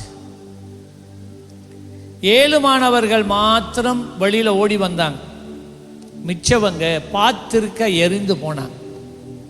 இப்ப மரித்தவர்கள், காயப்பட்டவர்களுடைய உறவினர்கள், மகன்மார் மகள்மார் என்ன செய்றாங்கண்டா, மரித்து போன அந்த இடத்துல மரித்து போன தாய் தகப்பமார படம் எடுத்து, அவங்க இருக்கிற மாதிரி படம் எடுத்து, ஐயோ செத்து போயிட்டாங்களே என்று அழுகுறாங்க. நான் கேட்குறேன், இதுதான் உன்னை பிறப்பிச்சது அவங்க தானே, உனக்கு சாப்பாடு கொடுத்து வளர்த்தது அவங்க தானே, உனக்கு படிப்பு தந்தது அவங்க தானே. அப்ப அவர்களுடைய முதிர் வயதில் அவர்களை வளர்க்க லாக்கில்லாத உனக்கு இப்ப என்ன துக்கம் வந்தது? உண்ட அம்மா, உண்ட அப்பா, உண்ட 75,000 காசையா எதிர்பார்த்தாங்க? இல்ல, அவர்கள் உன்னோட இருக்க எதிர்பார்த்தாங்க. உண்ட அப்பா, உண்ட அம்மா, நீ ஏதோ ஒரு வாலிப பிராயத்தில் ஒரு விபத்தில் அகப்பட்டு கை கால் முறிஞ்சி நடக்கலாதவனாய் படுக்கையில இருந்தா உன்னை கொண்டு போய் அப்படிப்பட்ட ஒரு ஹோம்ல போட்டிருப்பாங்களா? இல்ல. உன்னை அப்பையும் அந்த நிலைமையிலையும் குளிப்பாட்டி இருப்பாங்க, உனக்கு ஆகாரம் ஊட்டி இருப்பாங்க, எப்பயுமே உன்னோட பக்கத்துல வந்து கதைச்சு கொண்டிருந்திருப்பாங்க. ஆனா இந்த பிள்ளைகள், இந்த சந்ததி தங்கள் பிள்ளைகளை பெற்றோரை பார்க்க கூட அவர்களுக்கு மனசு இல்லை. அவர்கள் கஷ்டப்பட்டு வாங்கி உழைத்து வாங்கின நிலத்தை தங்களுக்கு சொந்தமாக்கி கஷ்டப்பட்டு கட்டின வீட்டிலே அவர்கள் சுகமாய் வாழ்ந்து கொண்டு இவர்களை தூக்கி எறிந்திருக்கிறார்கள் வெளியிலே. இது இன்றைக்கு உனக்கு நடக்கும். அங்க நடக்கிறது இங்க நடக்காதண்டு இல்லை, இங்கேயும் நடக்கும். இப்ப நான் கேட்கிறேன், என்ன பிரயோஜனம்? நீ ஆண்டவருடைய காரியங்களை மறுதலிச்சு தேவன் உனக்காக வைத்த இலக்கை தள்ளி நீ உனக்காக, உன் சொத்துக்காக, உன் ஐஸ்வர்யத்துக்காக, உன் பிள்ளை குடும்பத்துக்காக நீ அயராது உழைத்தாய், பிரயாசப்பட்டாய், சம்பாதித்தாய், பிள்ளைகளுக்கு படிப்பு, அதுக்குத்தான் வாழ்க்கையை செலவழித்தாய். என்னத்தை கண்டாய்? அனாதையாய் இருக்கிறேன், தனிமை என்னை வாட்டுகிறது. எண்ணத்தை கண்டாய், எண்ணத்தை கண்டாய். இன்றைக்கு இருக்கிற சமுதாயம் அப்படிதான். முன்னே எல்லாம் வெளிநாட்டில் தான் அப்படி, இப்ப இலங்கையிலேயும் அப்படிதான். அதை விட்டுட்டு வாழ்க்கை இன்றையிலாவது இருந்து ஒரு வாழ்க்கையில் ஒரு தீர்மானம் எடுத்துக்கொண்டு கட்டாயமாக ஒரு நிச்சயத்தோட ஒரு இலக்கோட நீ இனிமேல் தேவனுக்காக ஒரு காரியத்தை சாதிக்க வேண்டும் என்று வாழ்ந்து பார். உன்னோடு கூட இந்த பிள்ளைகள் உன்னை கைவிட்டாலும், உன் குடும்பம் உன்னை கைவிட்டாலும், உன் சமுதாயம் உன்னை கைவிட்டாலும், உன் வேலை செய்கிற இடத்துல பஸ்ஸும் உன்னை கைவிட்டாலும், அங்கே ஒருவர் இருக்கிறார். அவர் ஒரு நாளும் உன்னை கைவிடுவதில்லை. ஒரு நாளும் அவர் கைவிட மாட்டார். Invest your life in the kingdom. உன்னுடைய வாழ்க்கையை தேவனுடைய ராஜ்யத்துக்காக செலவு பண்ணிப்பார். உன் வாழ்க்கையை தேவ ராஜ்யத்திலே விதைத்துப்பார். கர்த்தர் உன்னை செழிக்க பண்ணுவார். எவரிடத்திலும் கையேந்து நிற்க விட மாட்டார். எனக்கு ஒரு விசுவாசம் இருக்கு தெரியுமா என்னண்டு? நான் சொல்றது எனக்கு நடக்கும். நான் இந்த உலகத்தில் வாழ்ற கடைசி நாள் வரைக்கும் நான் எவரிடத்திலும் கையேந்து நிற்க கர்த்தர் விட மாட்டார். என்ன, நான் உயிரோட இருக்கிற கடைசி மூச்சு வரைக்கும் இந்த பீடத்தில் தான் நிற்பேன். நான் பிரசங்கம் பண்ணிட்டு தான் சாவேன். நோய்வாய்ப்பட்டு பலவீனப்பட்டு என்னொருவனுடைய உதவியை நாடி நான் இந்த உலகத்தில் வாழ்ந்து அரைஞ்சி திரிஞ்சு ஆக்கள்கிட்ட ஏற்றி வேண்டி நான் மறிக்க போகிறவன் அல்ல. நான் இந்த உலகத்தில் இருக்கிற கடைசி நாள் வரைக்கும் என் கால்களில் பலன் இருக்கும், என் கையில் பலன் இருக்கும், என் புத்தி கெட்டு போகாது. நான் பைத்தியக்காரன் மாற மாட்டேன், அரளையும் படாது. ஏன் தெரியுமா? என் சிறு பிராயம் முதல் என்னுடைய வாழ்க்கையை நான் ஆண்டவருக்காக விதைத்திருக்கிறேன். அவர் என்னை தூக்கி எறிகிறதுக்கு அவர் அநீதியுமான அல்ல. அவர் என்னை கடைசி மூச்சு வரைக்கும் உன்னையும் நடத்துவார், என்னையும் நடத்துவார். ஆமென் சொல்லுங்களேன். எத்தனை பேர் அதை விசுவாசிக்கிறீங்க? நல்ல கையை தட்டி ஹல்லேலூயா சொல்லுங்க. எழும்பு எழும்பு சீயோனே, உன் வல்லமையை நீ தரித்துக் கொள்வாய். எழும்பு எழும்பு சீயோனே, உன் வல்லமையை நீ தரித்துக் கொள்வாய்.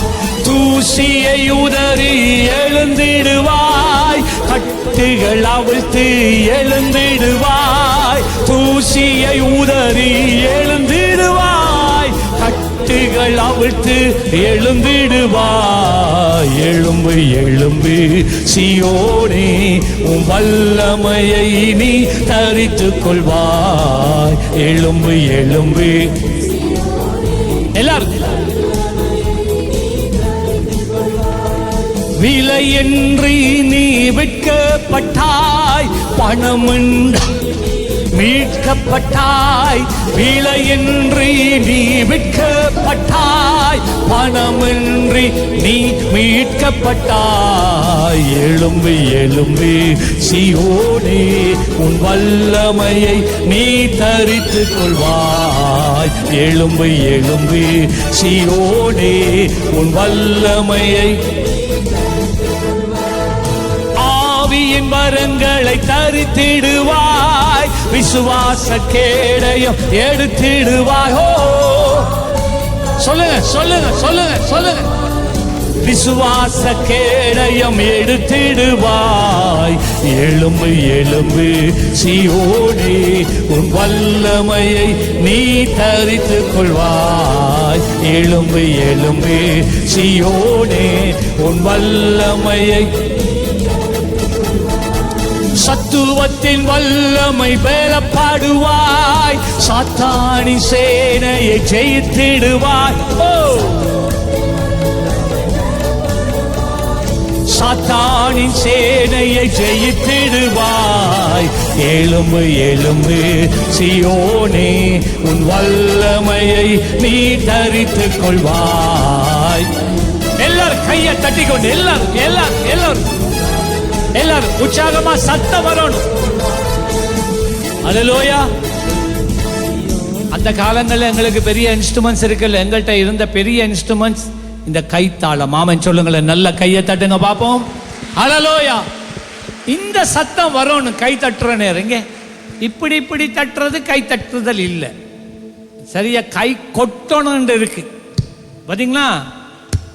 அதுதான் கை கொட்டுறது. நல்ல கையை கொட்டி கொண்டு எழும்பு எழும்பு சீயோனே, உன் வல்லமையை நீ தரித்துக் கொள்வாய். எழும்பு எழும்பு சீயோனே, உன் வல்லமையை நீ சொல்லுங்க. கர்த்தரே யுத்தத்தில் வல்லவராம், கர்த்தர் என்பது அவர் நாமமாம். கர்த்தர் யுத்தத்தில் வல்லவராம் என்பது அவர் நாமமாம்.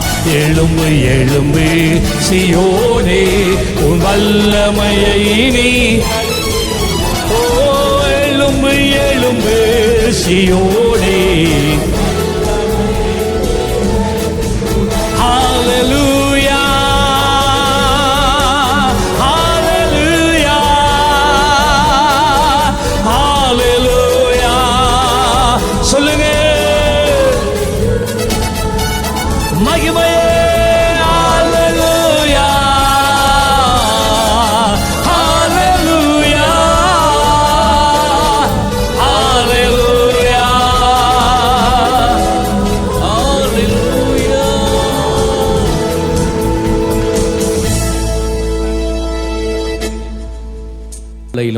பரிசுத்த பந்திக்கு நேராக நம்மை ஆயத்தப்படுத்த போகிறோம்.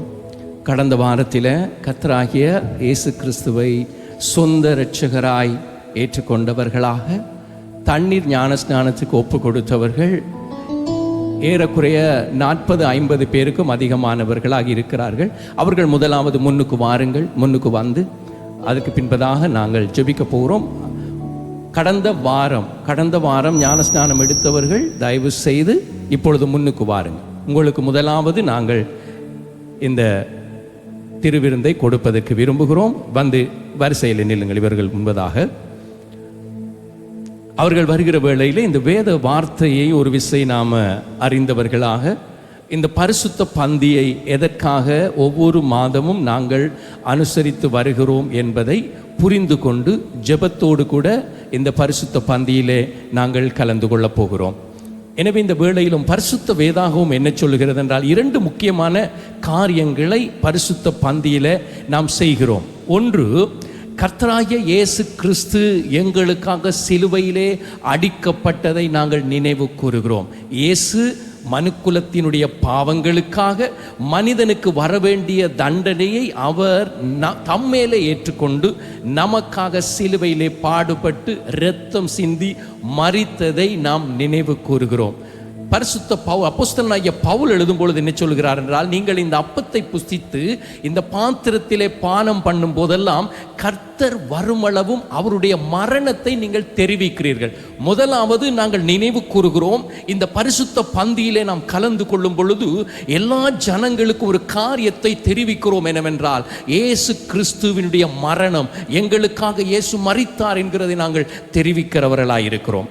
எனவே இந்த வேளையிலும் எல்லோரும் கண்களை மூடி, எந்த மனிதனும் தன்னைத்தானே சோதித்து அறிந்து இந்த அப்பத்திலே புசித்து இந்த பாத்திரத்திலே பானம் பண்ண கடவன் என்று சொல்லி இருக்கிறபடி ஒரு நிமிடம் கர்த்தராகிய இயேசுவே, எங்களுக்காக சிலுவையில் நீர் எங்கள் பாவங்கள் நிமித்தம் எங்களுக்கு வரவேண்டிய தண்டனையை நீர் ஏற்றுக்கொண்டு எங்களுக்காக அடிக்கப்பட்டு இரத்தம் சிந்தி பாடுபட்டு எங்களுக்காக மரித்து அடக்கம் பண்ணப்பட்டு 3ஆம் நாள் உயிரோடு எழுந்ததை நாங்கள் நினைவு கூறுகிறோம். ஆண்டவரே, எங்களுக்காக நீர் சிந்தின அந்த பரிசுத்த இரத்தமானது எங்கள் சகல பாவங்களையும் கழுவி எங்களை சுத்திகரித்ததை நாங்கள் நினைத்து கர்த்தருக்கு நன்றி செலுத்துகிறோம். தகப்பனே, நாங்கள் மீட்கப்பட்ட நாளிலே இருந்து இந்த நாள் வரை நீர் எங்களை கண்ணின் மணியை போல பாதுகாத்து உமக்காக வாழ நீர் எங்களுக்கு ஒரு புதிய வாழ்க்கையை தந்திருக்கிறீர். ஆண்டவரே, உம்முடைய நாமத்தை நான் மகிமைப்படுத்தி வாழ்வதற்கு தடையாக இருக்கிற எல்லா விதமான குறைவுகள், தூசிகள், என்னுடைய வாழ்க்கையில் ஒட்டி இருக்கிற தேவனுக்கு பிரியமில்லாத எல்லாவற்றையும் நான் விட்டு விலகி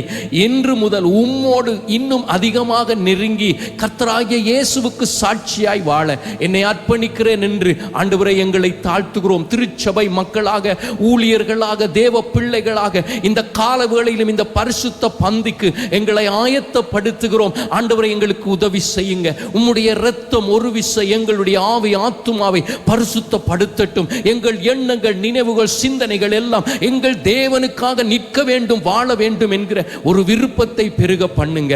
எங்கள் மேலே மனதுருகி இந்த பரிசுத்த பந்தியிலே கலந்து கொள்ள எங்களுக்கு இரக்கம் பாராட்டும்படி ஆண்டவராகிய இயேசுவின் நாமத்தில் எங்களை தாழ்த்தி அர்ப்பணித்து ஜெபிக்கிறோம் நல்ல பிதாவே, ஆமென். கடந்த வாரம் ஞானஸ்நானத்தை ஒப்பு கொடுத்த பிள்ளைகளுக்காக ஒரு விசை கரங்களை தட்டி ஆண்டவருடைய நாமத்தை நாங்கள் மகிமைப்படுத்துவோம். இப்பொழுது இந்த பிள்ளைகள் முதல் தடவையாக இந்த திருவிருந்தில் பங்கு கொள்கிறார்கள். அதே போல ஓய்வு நாட் பாடசாலையில் இருக்கிற மாணவிகள், அதோட ஆசிரியர்கள் அதற்கு பின்பதாக வாருங்கள். தொடர்ச்சியாக மற்றவர்கள் வந்து இந்த பரிசுத்த பந்தியிலே கலந்து கொள்ளுங்கள். கர்த்தர் உங்களை ஆசீர்வதிப்பாராக.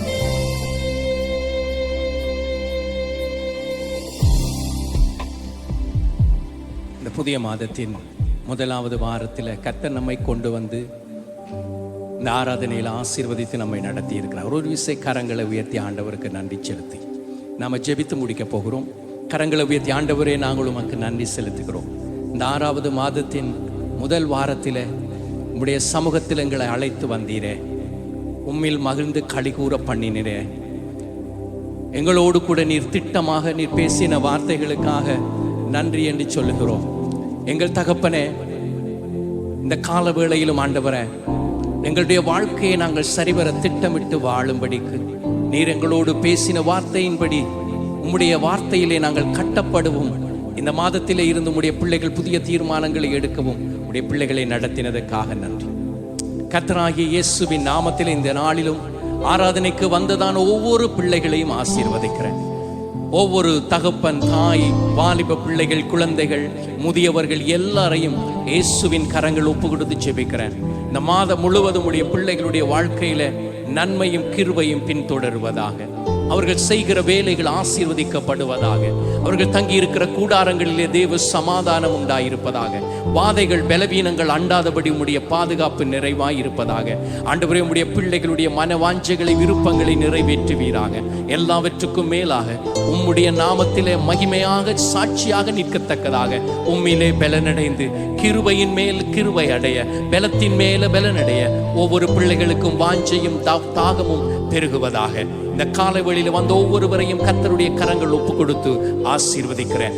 எல்லா கனமும் துதியும் மகிமையும் நாங்கள் உமக்கு ஏறெடுத்து ஆண்டவரும் மீட்பரும் இரட்சகருமாகிய இயேசுவின் நாமத்தில் ஆசீர்வதித்து ஜெபிக்கிறேன் நல்ல பிதாவே, ஆமென். எல்லோரும் சேர்ந்து சொல்லுவோம்.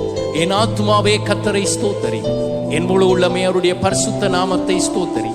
என் ஆத்துமாவே கர்த்தரை ஸ்தோத்தரி, அவர் செய்த சகல உபகாரங்களையும் மறவாதே. இப்பொழுது நம்முடைய கர்த்தராகிய இயேசு கிறிஸ்துவினுடைய கிருபையும், பிதாவாகிய தேவனுடைய அன்பும், பரிசுத்த ஆவியானவருடைய அந்யோன்ய ஐக்கியமும் பாதுகாப்பும் வழி நடத்துதலும் உங்கள் அனைவரோடும் கூட இயேசு மத்தியவானில் வரும் வரை கூடவே இருப்பதாக. ஆமென். வந்ததுக்காக நன்றி. ஒருவரை ஒருவர் வாழ்த்தி செல்ல மறக்க வேண்டாம். விசேஷமாக 50 ஆண்டு திருமண நிறைவை கொண்டாடுகிறதான தம்பதிகளையும் வாழ்த்தி ஆசீர்வதித்து செல்லுங்கள். கர்த்தர் உங்களை ஆசீர்வதிப்பாராக. பிரியமானவர்களே, எமது ஆராதனையுடன் இணைந்திருந்தமைக்கு எங்கள் மனமார்ந்த நன்றிகளை தாழ்மையுடன் கூறிக்கொள்கிறோம். இந்த ஆராதனை உங்கள் ஆத்துமாவுக்கு மிகுந்த ஆசீர்வாதமாக இருந்திருக்கும் என விசுவாசிக்கிறோம். தொடர்ந்தும் எம்முடன் இணைந்திருங்கள். கர்த்தர் தாமே உங்களை ஆசீர்வதிப்பாராக.